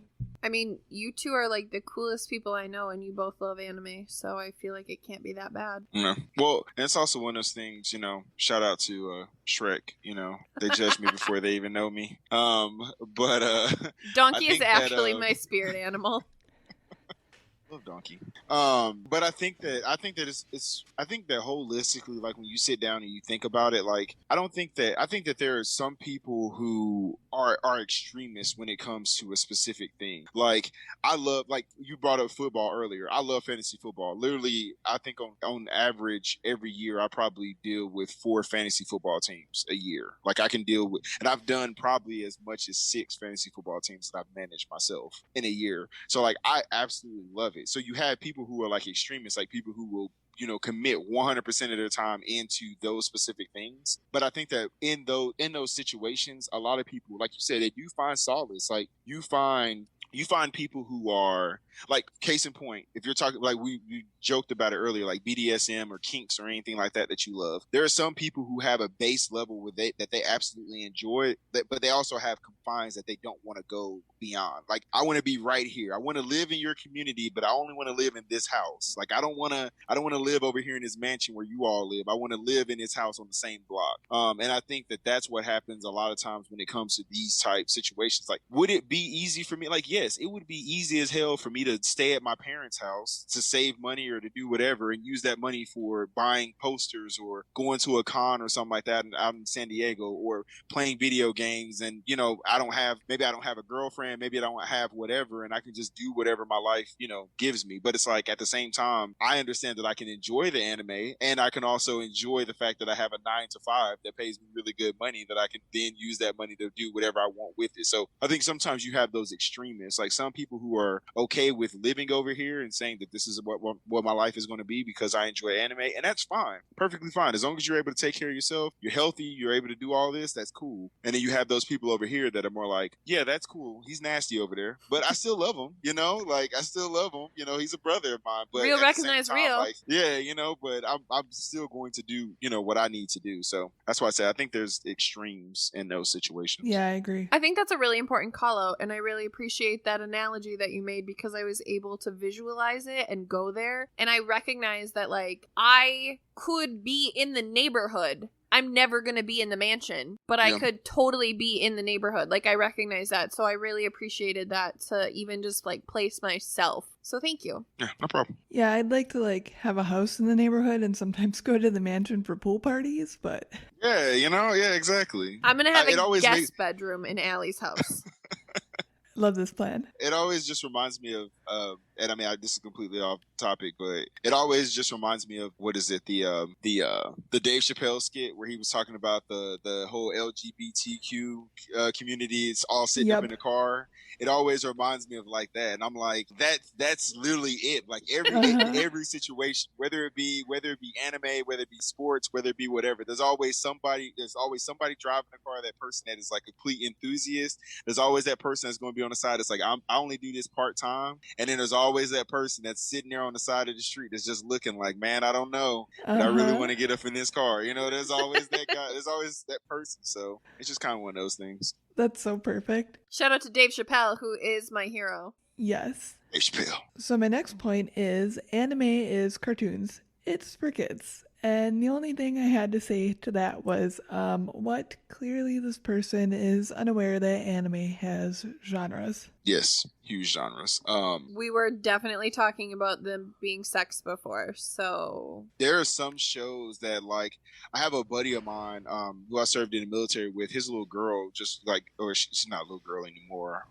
But his daughter, she like recently got into anime. I think she's like 13, 14. And she like recently got into it, and he was going out to go get her a Christmas present. He was like, yo, like, what should I pick up for her? And I was like, dude, you call the right person. Like, let me show you, let me tell you like what you need to get. And he had brought up something. He had saw Berserk. And he was like, is Berserk good? And I was like, dude, so let me tell you about Berserk. First of all, it is a good show. Second of all, your 13-year-old daughter should not watch or read anything about Berserk. That is not a show that you should even, don't even bring that up to her. If she says anything about Berserk, like, shut it down, like, right away. Because like you said, there are genres in that specific show. Like, did you watch Berserk, Allie? That is one of the shows that Nick loves, and I'm like, this is intense. Yeah, that show is not. It's probably one of the darkest animes that I've ever watched. And I can only watch, like, and I love anime. I can watch anime literally from sun up to sundown. But it is one of those shows that I literally can only watch maybe like 3 or 4 episodes of at a time before I have to watch something lighthearted to pull me out of like the darkness and despair that comes along with that show. Yep. And so there are certain genres and certain shows that I just feel like they're not for kids. So you can't say that all anime is for kids. Now there are genres for those kids. Like, there's a genre, like, people love slice of life animes. I absolutely hate slice of life animes. Like, I cannot watch something that looks like normal everyday like living. Like, I'm watching like I think you said it, Celeste. Like, I'm watching this to kind of get an escape out of this. yeah. So I'm not gonna watch something that's like, I woke up this morning, I have to go to work, and I'm gonna go put, like, I don't care about that. Like, I don't care about you working, bro. I had to work too, and I'm working harder than you are. Okay. And I have This is a real cartoon face. character. You're right. You know, so. I don't look at it like that, but yeah, there's genres that are set up for people, I believe. So I don't think that all of them are for kids at all. I agree 100%. And I think that's just somebody being uninformed. Yeah. I also, though, would argue that, like, some of the ones that are kid-friendly are still not necessarily kid-friendly. Like, Tiny loves this thing called Glitter Force, which I can tell for sure definitely is originally a Japanese art style. I'm confident that it is a dubbed anime, like, because it's all in English, but their mouths don't really match. Like, so Glitter Force, like, I recognize she loves it, okay? And I'm into it because she's into it, but I'm not actually watching it when she's like, can I watch something? Yeah, okay, great, turn it on. So what I recognize about that show, though, is like, although it is very kid-centric, it is not kid-centric the same way that, like, I don't know, Pokemon would be, or the same way that Airbender would be. It's kid-centric in the sense of, like, yeah, they're not taking their tops off and they're not absolutely slaying each other, but that show still has a lot of very adult themes and concepts, and she's into it. So I'm not challenging it. I'm just saying, I think that your point about genres is very, very relevant, and I personally can attest. I've seen those. I've seen the kid genres. I've never seen the full spectrum of the way that adult genres can carry out too, but even within the kid section, I recognize there's definitely genres there also. Well, and the difference, and I talked to my parents about this when I first, I guess, came out as an anime fan. I guess that's the thing. But I talked to them about it because my parents have no idea. Like, I tell them to this day, like, they're like, yeah, we don't listen to your podcast, but I tell people all the time that you got a podcast. I'm like, thank you. I appreciate that. Hand out a sticker. I love that. But like I told them, like, when you like start watching something, a lot of these things, it's just like anything else. Like, think about, even back to what we were talking about before, we were joking about it. Think about Lion King. When you watched Lion King as a kid, you didn't think about all the stuff that really went into Lion King. You watched it because it was a movie that was just so happened to be on, and you enjoyed Simba. And it's some talking animals. Right. And then when you grew up, and now when you watch it, like you said, with Tiny, when you're sitting there and you're like, okay, I'm watching this movie, and you realize something that happened that you didn't see before when you were a kid. Yeah. As from a kid standpoint, you still don't notice it. Like, I can tell you right now and be like, hey, you know what? Right here, this was betrayal, and this was where he hurt him, and where the power struggle was. As a kid, you don't understand that. You're like, oh, okay, cool, yeah. I mean, Scar killed Mufasa. I get it. That's what happened. But so to your point, as a kid, you don't see that. You don't see the fact that, this girl, and that's what a lot of people said about Sailor Moon was very overly sexualized, but it wasn't sexualized. It was overly sexualized because people put the sex label to the actual show. Like, it had nothing to do with, like, it wasn't about, no one was sexualizing girls walking around in schoolgirl outfits. Nobody was sexualizing that at all. And that's why, that's one of the things that are out there right now for kinks, where like people are walking around, girls are dressing up in like schoolgirl outfits. It's not sexy until like you sexualize it. So a lot of kids don't see like certain shows in that sense. They don't see like, oh, look at her outfit. They don't see that because it's not that. It doesn't actually exist. It's not until an adult sees it that then they're like, oh man, yeah, that's nice. You know what I'm saying? Like, oh, and then now it's sexualized for whatever reason. So that's just another kind of stigma, I guess, that kind of rolls into that. Speaking of that being another kind of stigma, that's my next point. Was it? Yeah. Bam. Sexualization is a construct, just like everything else that we talk about, right? Justice or honesty or loyalty. It's a construct that we make to understand sort of why something is appealing or why something exists or why we do something the way that we do, right? So I think that that's actually a very interesting point. And I think also to take it to that level of applying that construct to something that, I mean, I'm specifically talking about in the sense of the anime that is made for children. So like your comment about Sailor Moon, right? I think about applying that construct and how truly like inappropriate that is for anyone to take this really innocent thing and like erroneously apply this very non-innocent construct that we've created to it. That's just super inappropriate. If the content is that way, totally get it, right? Like then you're interpreting the content for what you're interpreting it for, and that is what it is. And I'm not saying like you and your imagination can't be like, ooh, Sailor Moon in that skirt. Like, yes, girl, get it. Come sit down. Like, I'm not saying you can't have that conversation with yourself, but like to then impress that upon anybody else or children who are watching that show and who are into it and they're following the content for what they interpret it as, that just feels really wrong to me. Yeah, agree. Yeah, Agreed. definitely. That is not exactly what I'm about to talk about. This is definitely, okay, I'll just dive into it because that will explain it. Can we acknowledge though that I actually like had something smart to add to this entire conversation? Like I had like one thing and I'm really proud of it. All your things have been smart. We had a lot of things. Yeah, all of them. Every single one of them, except for that Pikachu noise. Except Never do that again, for bro. Pikachu noise. So, my next point is anime is too sexualized. It's just tentacle porn. Okay, here comes a rant. Part of this is right. Hentai exists and truly is porn and is categorized as such. And some anime is sexualized. It's considered fan service and ecchi, and it's not prevalent in the majority of animes. Additionally, how is anime sexualizing women or even young girls different than something like superheroes in promiscuous outfits, or how shows like Married with Children sexualized Kelly for adult males? So I kind of threw out two different thoughts there. Okay, Matt, you had mentioned Seven Deadly Sins. Love Seven Deadly Sins for the plot. Definitely has fan service within the show. Mm-hmm. A lot of it I'm not comfortable with, but I love the plot. I can't not watch it because I love the plot. Yeah. But I think society is super hypocritical to look at anime and say there's upskirts in this show and the characters' ages are like 16, but also look at shows like Married with Children or Hannah Montana where they sexualize teenage girls and be okay with it. Yeah. Celeste, you're shaking your head. What does this mean? I'm shaking my head because I completely agree with you.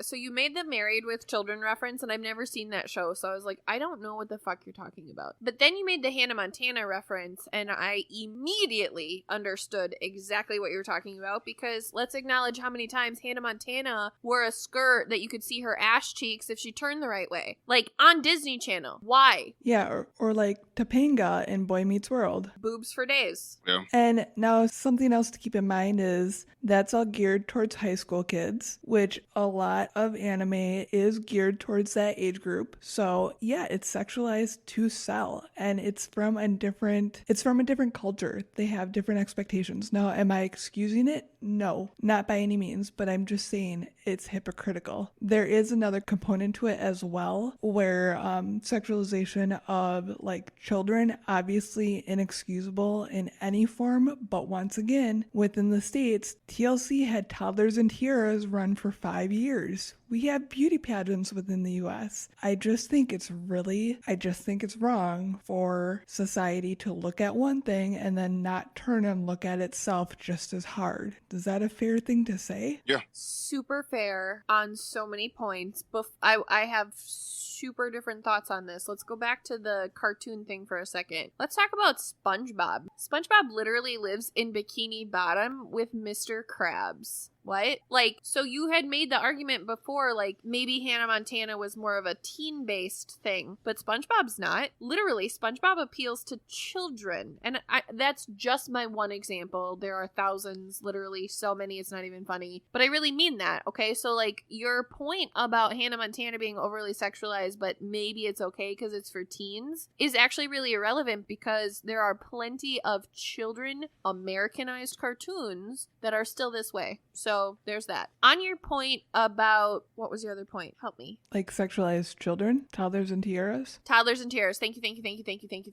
That is, honest to God, an entirely different episode, and I have a lot of thoughts on that I would really like to explore. But for the purpose of this episode and where you were going with that, I completely agree with you. I think that there is such a sick, delusional, fantasy sickness that comes from pageantry like that. And I'm not saying for the contestant, I'm saying actually also for the contestant and everybody else. So I just don't love that concept as it relates to children, but I think that your point is super dead on, and I don't recognize a difference. I only recognize a difference in the sense of one is like real life and one is not. One is cartoon, but that doesn't mean anything for children. Children live in that fantasy world and toggle between the two so frequently and so fluidly, they wouldn't know the difference, and that's really who we're talking about. So how could that be acceptable? I don't think it is. I agree with you is what I'm saying. Yeah. I think that it's, like you said, I think that your first point when you were talking about like hentai and tentacle porn and stuff like that, I think, like you said, to a degree, it is very fan service, first and foremost, very much fan service. Like, it's one of the things that I don't even, I wouldn't say, I can't say I don't watch, because I mean, a lot of shows that I watch that have like some layer of that in there. But I will say that one, it's very fan service, and two, people, like, I think the stigma around, specifically around hentai and things like that, it comes from more of, it's a horrible stigma to place on anime. Because like, I hate, like, case in point, I hate when somebody comes up to me and I say something like, oh, I watch anime or something, and the first thing that somebody says is like, oh, you watch anime porn, or you watch like something about tentacles or something like that. First of all, you're stupid. Like, I wouldn't say go kill yourself, but please shut up. Like, there's so much more, like we talked about, there's so much more depth and so much more plot line that comes into an actual show than just, a girl with big boobs that walks around. And yes, she's in there because that's what's going to attract you. It's the same reason why we go to Hooters. It's the same reason why we go to any of these restaurants where women wear, where they're scantily dressed or something like that. You go in there, you don't go like, I've never heard anybody who tells me that they want to go to Hooters say that I gotta go to Hooters because they have the best wings. Nobody Hooters says that. Still a like, thing? you can go to Hooters is still a thing. I didn't know that at all. Shout out to Hooters.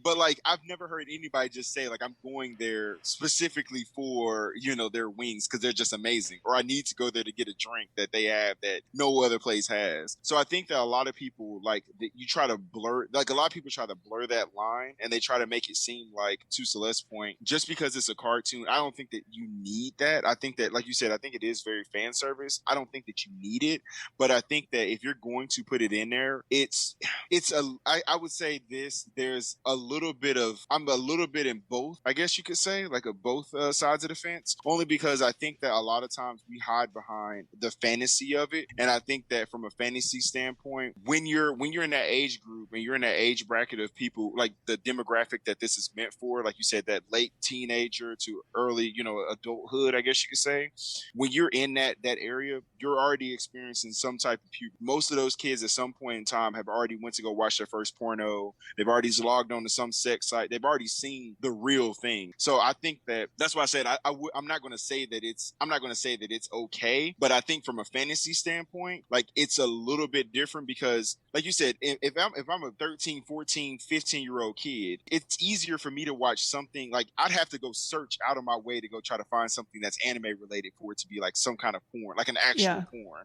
It's easier for me to just go to a website and I can watch anything, or I can hear my friend talk about the fact he just had sex the other night. You know what I mean? At that age. So I think that from a fantasy standpoint, I think that's where it's kind of skewed. And I bring this all back to my original conversation that we talked about when we first got started about the sexualization. Anime at its core is from a very, again, I'm not going to say sexually deprived, but it's from a very different culture when it comes to what they interpret, what they allow from a sexual standpoint. Like we're also talking about countries that literally dealt with and went through the whole, like you had like population control. This is the real definition thing. of Like, sexual oppression. Right. So a lot of times in a lot of these art styles, it comes out. I mean, it's like you can only sit here and deal with that for so long as a creator, as an author, or as anything. Like, you can only deal with that for so long, and eventually it's gonna be like, you know what? I know what they like. Especially, and again, your number one export right now. You're huge into the United States. The United States has been known and has been notorious for being overly sexualized in ourselves. It's a societal thing too. It's like, well, I'm also giving you. It's a supply and demand. Like you like porn and you like all this stuff so much. Like, well, shit, we can do the exact same thing with this character from this show over here. We can give you that. You know what I mean? So I think that's why I said I have a foot in both sides because I think that it is a negative stereotype. Like I hate when people say that, and a negative stigma when people say that all anime is porn. But at the same time, a lot of that is set up specifically around the audience that they're also creating this for, and it being a little bit different, only in the sense of a fantasy versus a real world, like a real life.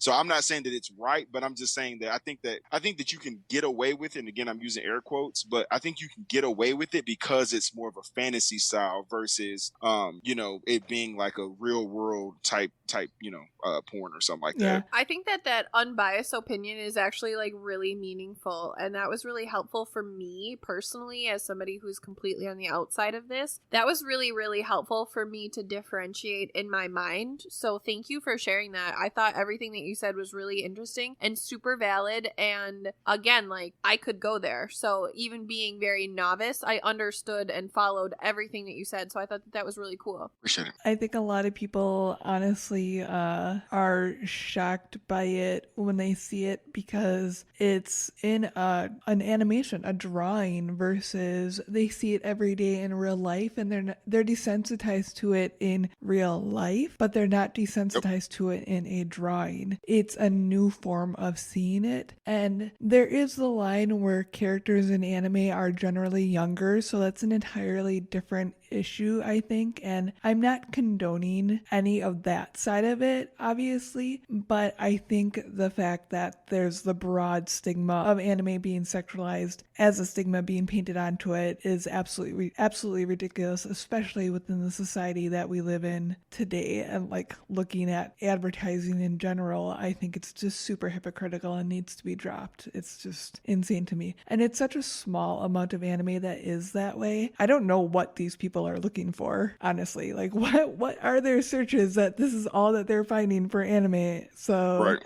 Because like Attack on Titan is huge right now. I can't think of a single instance of fan service that I have seen in Attack on Titan. Nah. I guess so. Here's something that I'm thinking about, and I see both sides of this, so I just want to throw out both. So the one side that I recognize is, okay, I don't know shit about anime. Hey, hi, I'm here. I recognize that my daughter, my child, is watching a cartoon. I recognize that I don't recognize the style. I see that it's colored. I see that there's a fucking pig and a little girl with a sucker as a weapon. Like, I see that shit. And then I also see something very, very sexualized from this very innocent mindset, right? Like I'm looking at the TV thinking she's watching Rugrats, and all of a sudden they're like, suck my dick, bro. And I'm like, whoa, Dill Pickles just whipped out his dill pickle. Like, I'm not ready for that. So like that piece I understand. Yeah. And like, am I saying that that's right? No, but I'm saying at a shock value, I recognize like that would be weird for me as somebody who doesn't know anything about anime. So I really appreciate that background on that side of it. The second side of it though is that American cartoons are just as sexualized, if not more.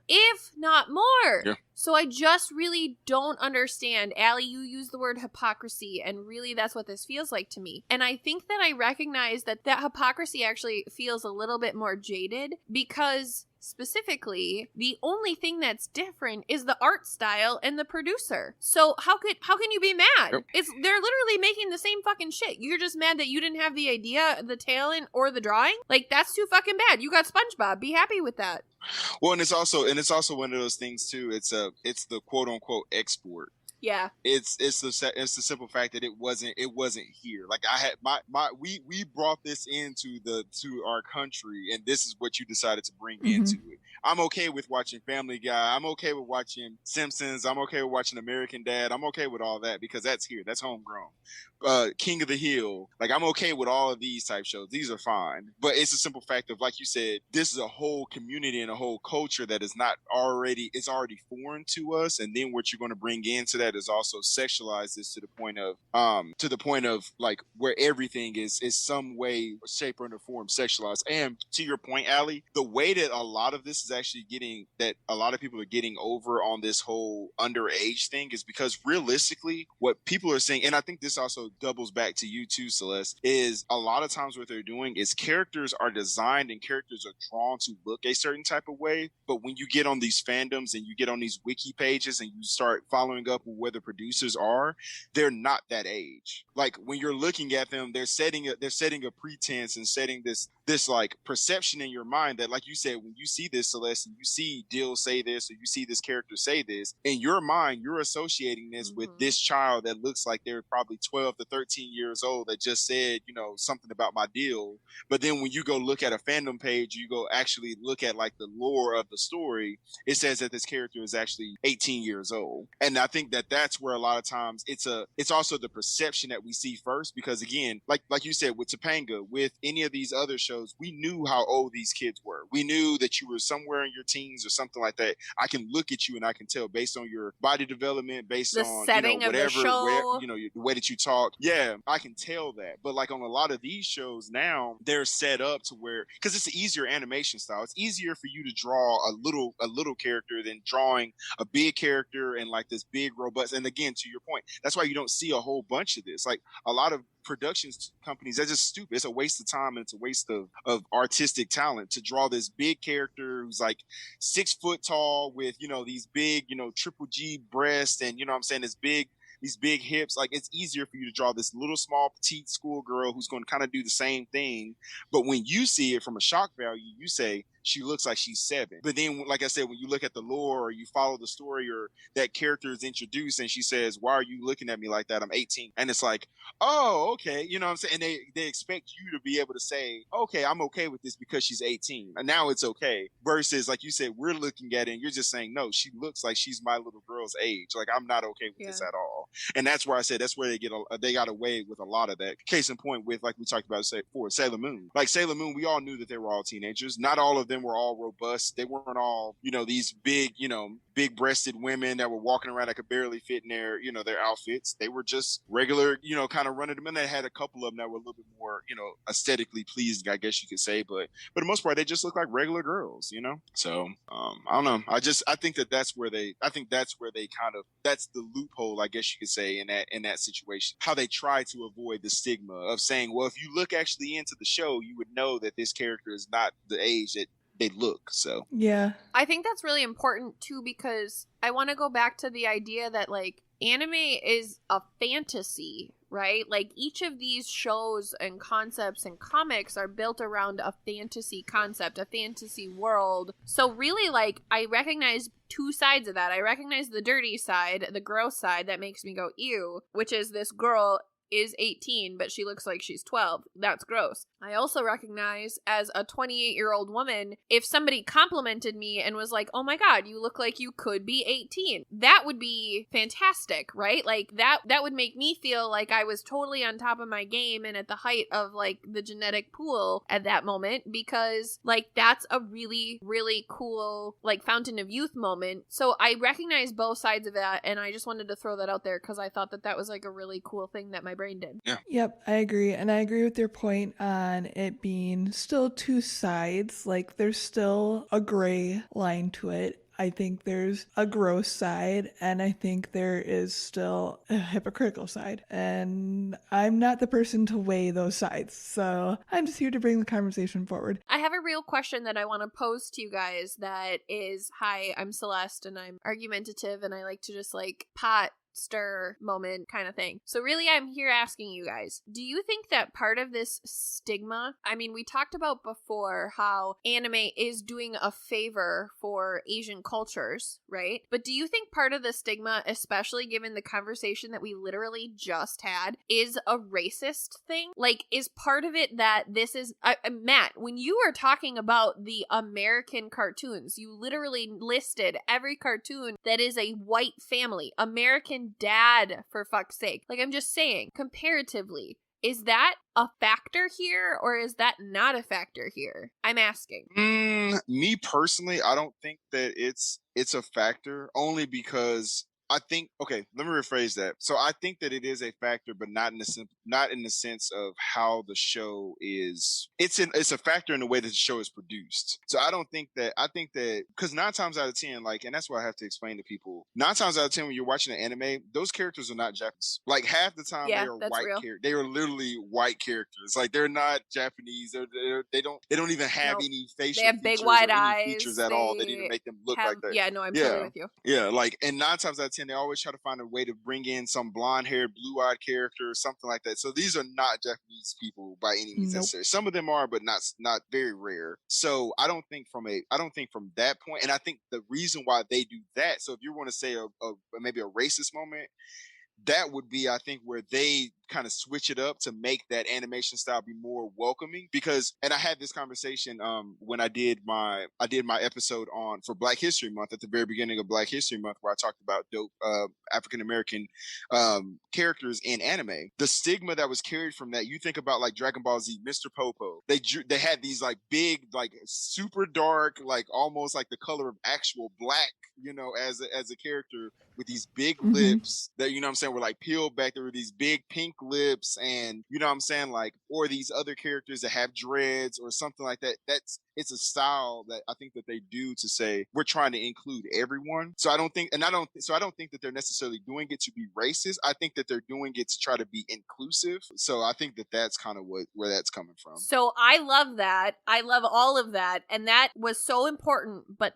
totally not my question. Loved it. Cheers to you. But what about, let's talk about from a viewer perspective, not a producer perspective. Oh, then from a viewer's perspective, then I think that's what it is. I think that a lot of it comes into, again, I think that it's more so of where we talked about before, where it's coming from. I think that I'm okay with it being made here if it's like this, because we've already seen these cartoons, and I was raised on this. Like, you got to think about it. We all grew up watching The Simpsons, watching Family Guy. And again, when you go back and you watch this as an adult, that's the only time that you really have an issue with it, because now you're starting to see the underlining tones and things like that, versus this being something new and you kind of bringing it over here and now have an issue with it because you brought it over here. So I think that's where it comes from, to your point. I think that's really interesting, and I've never really considered the racism aspect of anime before from a viewer perception, from the stigma that comes with anime, not what anime is portraying at all. But I do really, really, I mean it. I appreciate your inclusivity comment, because I didn't know that, right? I would have no idea.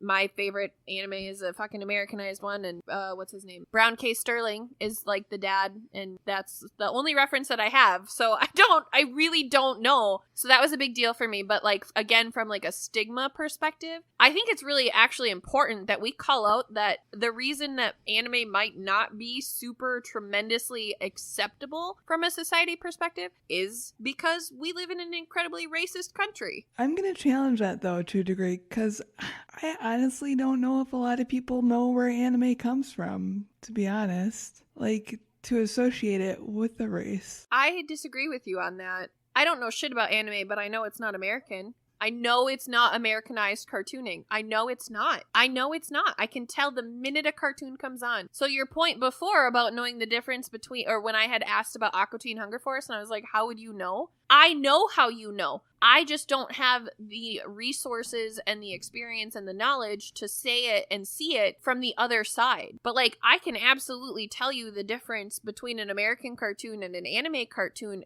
instantly. It's the flip side that I struggle with, but that's because I don't have exposure to anime cartooning. So, cartooning? Is cartooning a verb? I don't know, but I just made it one. But to your point, Allie, I would disagree with you on that. I know the difference. And I don't know shit about anime. Mm-hmm. Yeah, I'm not sure on that. I don't know. Maybe it's just because I would just find it weird that people would shut down TV viewing due to a culture. I guess I personally have never come across that. Of this specific instance, I mean, I've never heard of this, so I'd be interested to see if it is true. Like, take a poll. I want to know, you know what I mean? Yeah, no, I think that what you're saying is really valid, and I was just asking a question, so I really appreciate your perspective, and I wasn't shutting you down at all. I was just saying on a visualization front, like, oh yeah, I definitely know the difference. Mm-hmm. And if anything, it may be to your point, Allie, and kind of listen to what you were saying too, Celeste. It may not. I would even go as far as to challenge it and say that it may not necessarily be a quote unquote racism so much as maybe it is more of a nationalism. I think that's more so what I would call this one specifically, only because I think that again it's all about we all know that perception and the way that you look at things it's 9 times out of 10 it's the whole nature versus nurture thing, right? If you were raised to be in a certain situation and this is what all you knew, like with the minute that something kind of comes in, if you aren't open to that, or again if you're ignorant in the sense that you've never seen this or anything like that, it's easier for you to turn it away or to shun it. It's easier for you to say, okay, well, like I'm not okay with, like, going back to the original stigma about like people who judge people who watch anime. Me personally, I didn't watch it till I was like 18. Like that was like the first time I really just deep dived into a show. And at that point, the minute that I went into that and I was like, man, I really love anime, this is where I am, it immediately became that thing of like, but you're black. Like how do you watch anime but you're black? And I'm like, well, that has nothing to do with being black. It's just Japanese. They're like, but you don't even know Japanese. I'm like, again, it has nothing to do, like there's subtitles that pop up on the bottom, just like you watch CCTV. Like there's still subtitles that pop up at the bottom. So I don't think that it necessarily, and I said the black thing obviously because a lot of people said that, but that was I didn't care too much for that. But like I said, from a me personally, it was the simple fact of that's why you had to do sub versus dub. That's why a lot of these production studios, the show should be able to come out in its purest form, just like we watch Grey's Anatomy or we watch General Hospital or whatever it is. When you watch that show, you should have the option to say, hey, you know what, I want to watch it with or without subtitles. That's how it should be. And I think that a lot of times we as Americans, we Americanize things in that sense. And I think that's what we did with anime. Like we took it, we said, hey, it's very pure and our people love it. We absolutely love it. But we got to put an American twang on this. We got to put something on this to make it Americanized. And that way it's like, well, you want to watch anime, but you still want to be American? Watch it dubbed. That's how you do it. So you're still supporting the Japanese culture, but you're watching it in the English that you understand, and that's how it should be done. So so that's why I said I don't think it's necessarily racism so much as after talking through it, I think whereas it is more maybe a nationalism. I think that was fascinating, really and I really appreciate that you went there, and I agree with you completely. I do think that nationalism is really where I was trying to go with it, but that concept for me was not my mind was not broad enough to think about it from a nationalistic perspective. When really, I mean, the core is the same problem, right? It's xenophobia. It doesn't matter. Yeah. So, like, we're talking about the hatred of something you don't understand. But I completely agree with you that it is on a national level instead of on a specific race level. And that is really an important distinguishing factor. So thank you for doing that and for you guys allowing me to have that question and throw that conversation out there, because I think that that was really cool and really important. Yeah, for sure. No, and I don't think that, I think that we all kind of arrived at that location just by talking through it. So definitely shout out to both of you all You're as well. so good to us. We should You have Matt are. on more often. Agreed. So this last section that I had, it was just some fun facts to wrap it up. I love your fun facts. Go fun facts. So these were primarily from newslanded.com and ranker.com. 60% of the world's animation-based entertainment is anime. Whoa. Yeah. That's Huge. crazy. Yeah, that's wild. The highest grossing anime film of all time, which actually might not be correct now according to your earlier statistic on Demon Slayer, Matt, but I'm about to put some. I Yeah, could be no, wrong. you're good. Please keep. I could be wrong. Nope, keep talking, because what I'm gonna do is I'm gonna fact Okay. check it right now. The highest Go ahead. grossing anime film of all time is Kimi no Na wa, otherwise known as Your Name. The film brought in more than 355 million worldwide. Whoa. Oh my god, there's another Googler in our podcast. The Googler! I love doing this. Okay, so according to Wikipedia right now, it says that Your Name is third at 380 million, Spirited Away is second at 395 million, and Demon Slayer is at 420 million at number one. Whoa. These lists fail me. No, you're good. I just wanted to look it up just because I had said that, and if I'm going to say something, I want to put a stamp by it on my name. So I just want. When to you make sure. said it earlier, I was like, hang on, I need to note that in my head because I'm pretty sure that's a bigger number than what I'm going to say later on. And Allie's really bad with numbers. Please, Taboo's fan base, do not think that I was attacking Allie by any means necessary. I was just fact checking myself. I was betting against myself, and I Oh my won, god, if so. they put any faith in my facts, they clearly don't listen to our show. So We literally tell people only 70% of what we say is accurate. the creators of Akira used an astounding number of 327 colors in the movie, 50 of which were exclusively created for the film and its scene requirements. They created 50 new That's colors to insane. create the movie. That's dope. They created colors to create a movie. What? Yeah. Do they need help naming those colors? Because I know 2 podcasters who are available. This looks like pink. I love You're not the podcaster I'm talking about. Matt and I are available. I like, it's funny because, like, to your point, like, and I briefly kind of went over through my love and kind of gushed about Akira because I absolutely love Akira. I have it on a Blu-ray, so it's even better because it's kind of like the quote unquote like upscaled version of it, so you can kind of get like a newer kind of view on it, I guess, versus like the VHS like back in the day. And like those colors and the way that movie was actually laid out was like perfect. So that would not surprise me by any means necessary. Like it is very like aesthetically pleasing. Like it is, you talk about like visualization and like capturing you through all of the colors and through just everything. Like it's absolutely beautiful, especially for it to be a future set anime in 1988. Like it is Agreed. beautifully drawn. Spirited Away was the first anime to win an Academy Award, which was Best Animated Feature in 2003. That's crazy, especially because we just talked about how so much stuff came out between 88 and 2003, and that was the first one. Yeah, exactly. And final fun fact, Death Note is banned in China, as are a bunch of other animes, but this was in particular because students were writing down names of teachers they disliked in their Death Notes. Oh my god! That's perfect. I would probably do the same thing. So I would probably be banned as well. Like I'd be walking around just writing down people's names. I'm the same, but I'm also the same person that says, I literally was having a conversation with my brother yesterday about Harry Potter. And I told him like literally I would be the worst wizard ever because like I would literally just walk around like if I'm standing in line at like Walmart and nobody's checking me out. I would just start hitting people with a Avada Kedavra. Like I'd just be like Avada Kedavra, like get out of my way. I'm trying to leave. I got somewhere I got to go in an hour. You're taken to Avada Kedavra. Crucio. Avada Just Kedavra death moves. curse everybody. Nobody piss off Matt. Yeah, I'd also be like the worst thief ever. I would just sit there and just walk into place and just say Accio whatever, and then just walk back out. Like I'd be like, you know what? I'm not going to go find the milk today because you guys keep moving it. Accio milk, and then I'm just walking out of the door. Like I'm not So paying for Matt's this. a I'm just gonna pacifist in take it. real life, but as a wizard, he's a total asshole. Just so everyone knows. Oh yeah. I'm the worst. I'm worse than Voldemort. I would have made Voldemort. I would have beat the fuck out of Voldemort. I would have been like, no man, we ain't playing that game. Not today. And ain't I got Harry more Potter. melatonin than you. This ain't what you. Exactly. This ain't what you came to see, son. I got a nose. You don't want to mess with me. I'm out here. Like.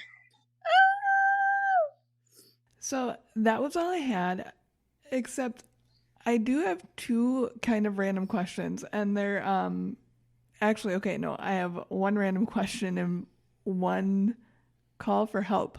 The first random question is geared towards you, Celeste. Okay. You claim to not get into anime, and I don't understand why, because I don't understand why you like Pixar but not anime, but you like Pixar animation. So help me understand, why do you like stuff like Pixar animation or Disney, like old Disney, like Beauty and the Beast, or even Princess and the Frog, but you can't see yourself getting into anime? Okay, so I go back to it's the way that my mind and my eyes translate the data. Okay, like that sounds so stupid and so clinical, but I really mean it. Like, I genuinely do not see certain types of animation. I don't even want to say anime because it's not just anime, but certain types of animation my brain just doesn't process because it's so foreign to me. Like literally the image itself doesn't look like a face anymore. Like, you see a face. You see Ash Ketchum has a face. I don't see that Ash has a face. I just don't see it. And Tiny, she's super into this. She draws chibis all the time. She draws Magna all the time. Like, she's into this. She wants to do this, and she loves watching it. And I want to support her. And at the same time, my brain just doesn't see it. I need a menial likeness. I need to see a face that I recognize as a face. And that's not me being racist. That is true, because it happens to me on like Americanized cartoons as well. The fucking alien thing from American Dad. What's his name? Roger? Okay, yeah, I cannot look at Roger.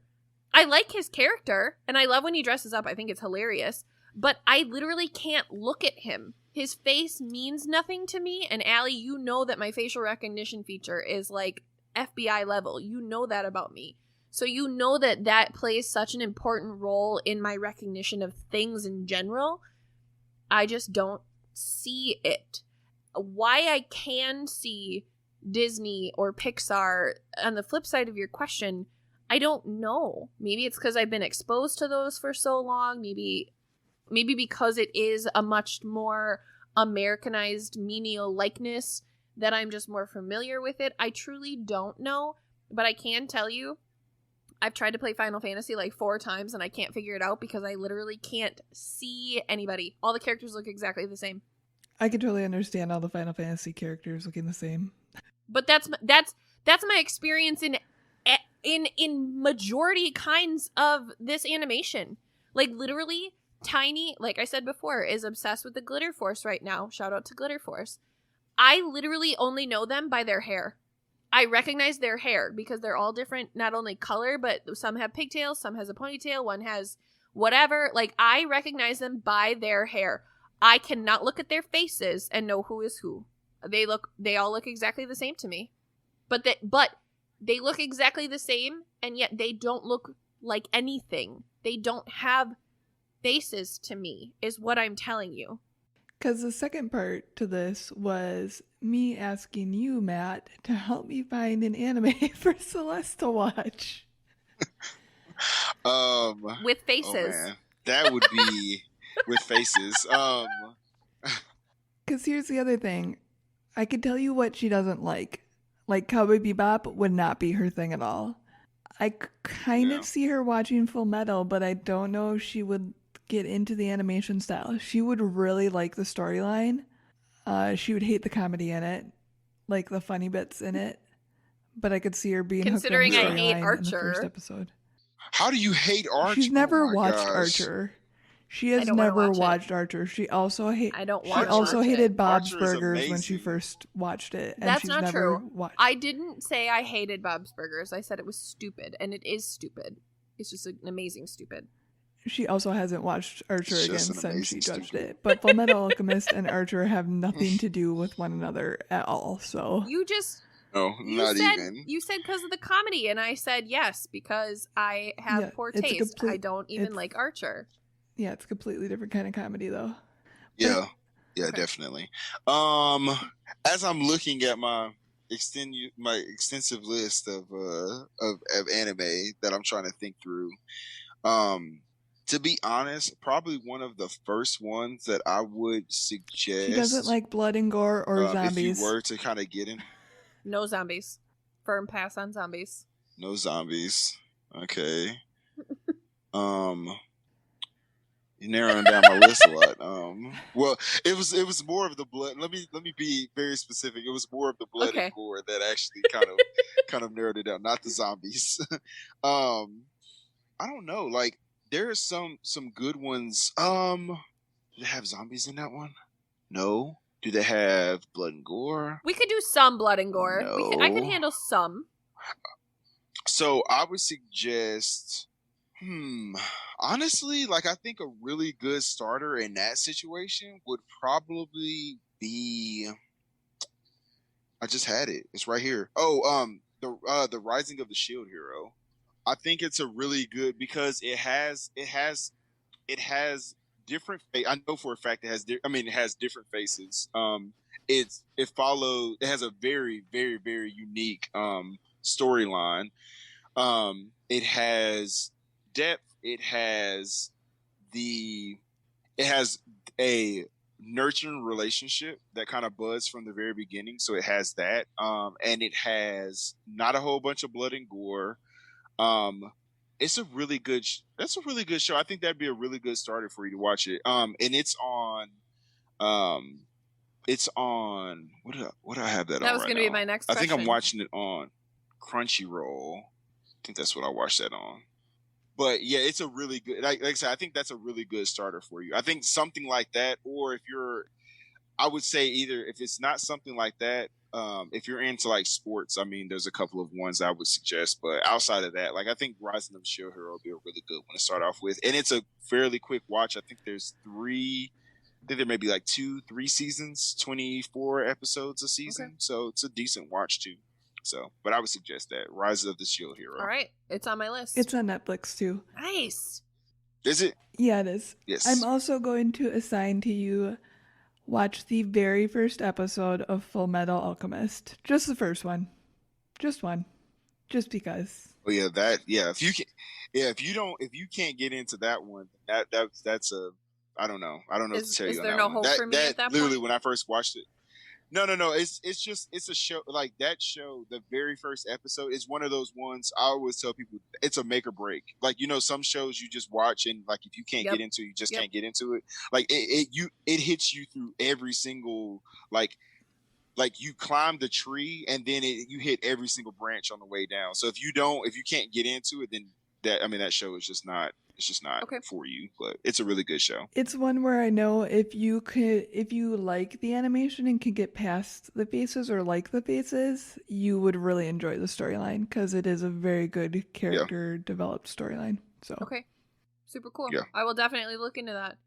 I loved that experiment, actually. I really did, because truly I want to be able to have this experience just because I like experiencing things, right? I like learning new things. I like being a part of the conversation, even if that is to just say, like, I recognize this reference or whatever.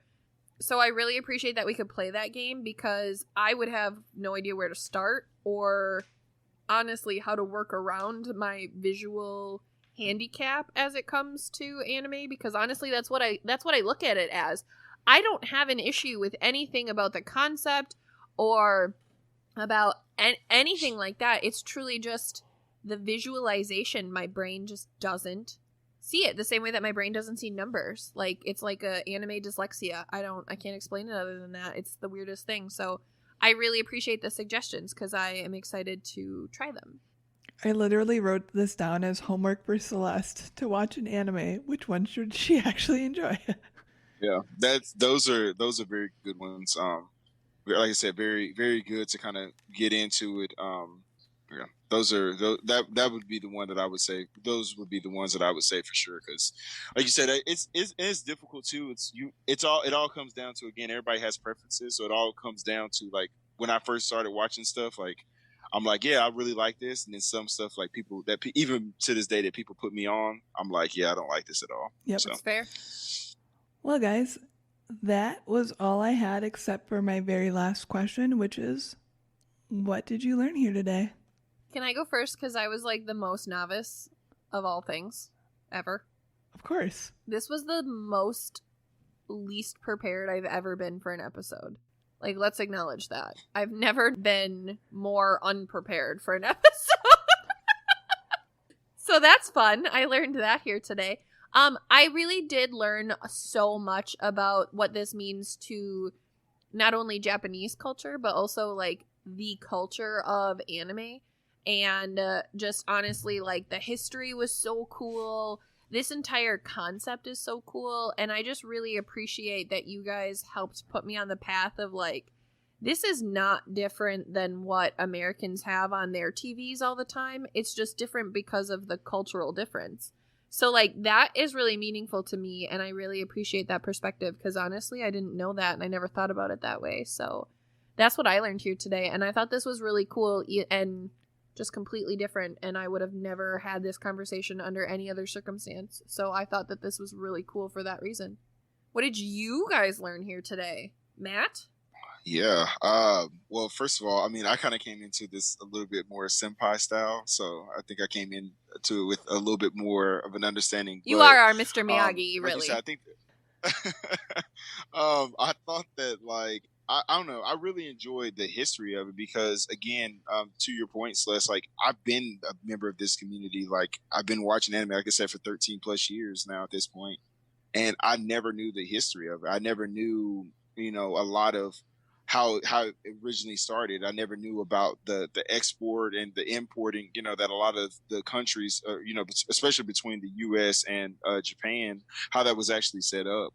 And it was very interesting to sit down and obviously talk through these concepts and through some of the thought-provoking questions that you asked, Allie, because, again, on my podcast, it's just me talking. So it's always cool to kind of get some banter and kind of get some questions asked. But it was just interesting to see, like, how other people think and how other people kind of shape opinions around certain things, and just kind of learning that just because you know a lot about a specific subject doesn't necessarily mean that you know everything about that subject. And I think that you guys definitely challenged a lot of even just kind of my thoughts when I'm sitting down, I'm thinking about a show. Like, am I watching this show because it has some kind of hidden, some kind of hidden thing in there, like some kind of hidden message, or am I watching it because I actually enjoy watching this? Like, am I watching a show and judging it based off of a character that I don't like or something like that? Or is it because do I just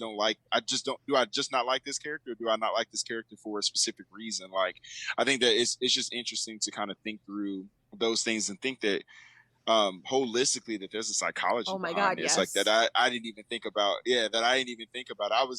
I was thinking about it like watching, like, the way that you watch Bob's Burgers is the way that I'm watching this anime, but there's actually kind of a deeper, and I knew that there's a deeper meaning behind a lot of it, but just the psychological thing of, like, the genres that I'm picking. So it was just interesting to kind of hear what you guys thought and just like I said, kind of think through all of that. So that was dope.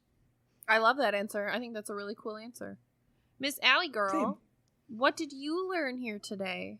I'm super curious. I'm really excited to learn what you learned because I know how excited you were for this episode. And I think you did an absolutely tremendous job. So I'm really curious what you took away here today. I agree. I learned a ton of history, and I can't fucking pronounce any of the names that I was super excited to pronounce. to save my life when we're recording. So, but yeah, I was really excited about I history. learned Allie doesn't speak Japanese. I learned that today. Nope. Give me all the old Norse words and we're good. Give me slip him. Nope. Noted. Now I can't even speak Norse. I'm fucked. Now I We're can't done. speak my people's language. Sleipner. There we go. Good job, Lagatha. Well, dear listeners, thank you for joining us today. Before we do all of our outro goodness, I would love for you, Matt, to plug your pod one more time for everybody to then go listen. As we said before, if you're not already listening, you guys, you're missing out. It's so good, and you get to hear more of his luxurious vocal cords. Can I make this any more awkward? Matt, please save me. Go now. So good. Oh my gosh. So first of all, I hate my voice. I said this before. I absolutely hate my voice. I don't even listen to my podcast when I do it. When I edit things, I literally look at where it starts, where it stops, then I cut and I paste, and then I just let it go. I just upload. I don't hate even this listen to news it. because And I that's- love your voice, and now seeing your sweet little face and your voice put together, like I just love you so much, and you're so beautiful, and your voice is so beautiful. Appreciate so please that. stop saying that because I'll fucking kill you in your sleep, and that's fine. Okay. Got it. Understood. So again, my show is called Anime Talk, where we do well, not obviously to this depth, but I talk through a lot of different animes, different rankings, and different specials and movie reviews, anime movie reviews, and things like that, with a couple of collaborations and help from some other podcasts.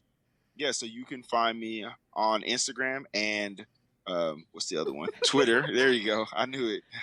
Instagram and Twitter at Anime Talk 12. That's Anime Talk and the numbers 1 and 2 all together. And you can also reach out if you have any suggestions or anything that you want to hear to my email address. Well, those other two, and at the email address, mattstjackspodcast@gmail.com. So that's 10 me, out of 10 recommend. Matt. Yeah, it's pretty cool. I like it. I like my show. I like your show better, but I like my show. I love your show. That means a lot to us because seriously, I love your show too. And again, I'm not the anime person, and I still love your show. I still listen to it. So also, I did finally have the opportunity to listen to your collab episode, and I loved it. You guys did such a good job, and it was so sweet and so funny, and I just really loved it. So shout out to that episode also. That was all him and me spoilering everything in Full Metal Alchemist. Yeah, I was just like, that's why I was like, I just got to the point. I was just like, you know what? We're just gonna say just spoil the whole show. We're just gonna tell you the whole show from like start to finish. Don't even worry about any spoilers. We're gonna Allie's tell just you the whole show. narrating it for you Like- right now. Exactly. Yeah, but no, it was definitely fun, and that was again the whole like that literally is what my show is like. After we got done talking, Allie, I literally went through there. Like, I don't even remember. You remember that part where you said that you coughed and you told me to edit that cough Yep. out?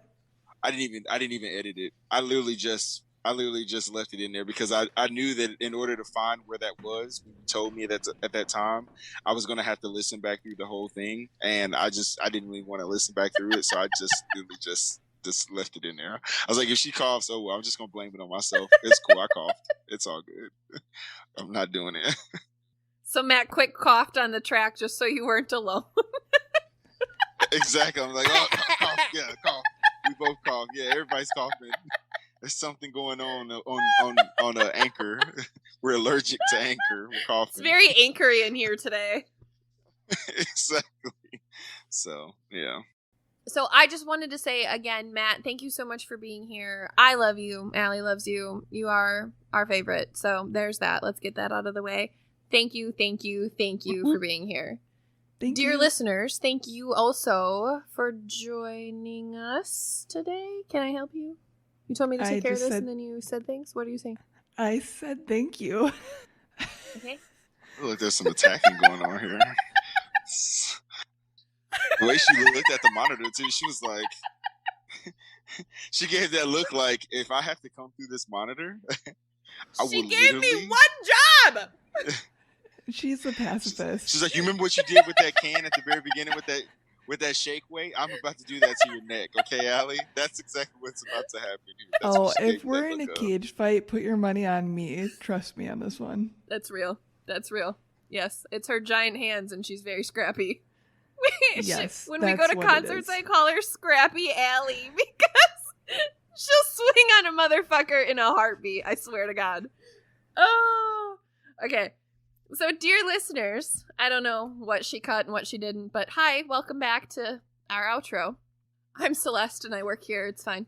So, our socials, if you'd like to reach out to us, we are Taboos the Pod on Instagram and Twitter. We are just Taboos on Facebook. We are killing our Facebook page. We just have a group. I don't know. Allie has more details on that, but noted. And hurry up and join the group so that you don't lose all the things on Facebook if you follow us there. If you have any taboo topics that you would like us to discuss, or maybe you'd like to discuss with us, you certainly can contact us on any of our social platforms. Additionally, our email is taboospodcast@gmail.com. I almost fucked it up, and I didn't. So there was our outro. We also have a website. It's taboosthepod.com. I did fuck it up. It's fine. Remember, that's what, what's his name? That's what Bob Ross said. There are no fuck ups. It's just happy trees. Yeah, happy little accidents. Yeah, it is. Happy little, see, I fucked that up. So there I you made go. a happy little accident about a happy little accident. Exactly. I love it. I love it. And as always, Do you? Be taboos.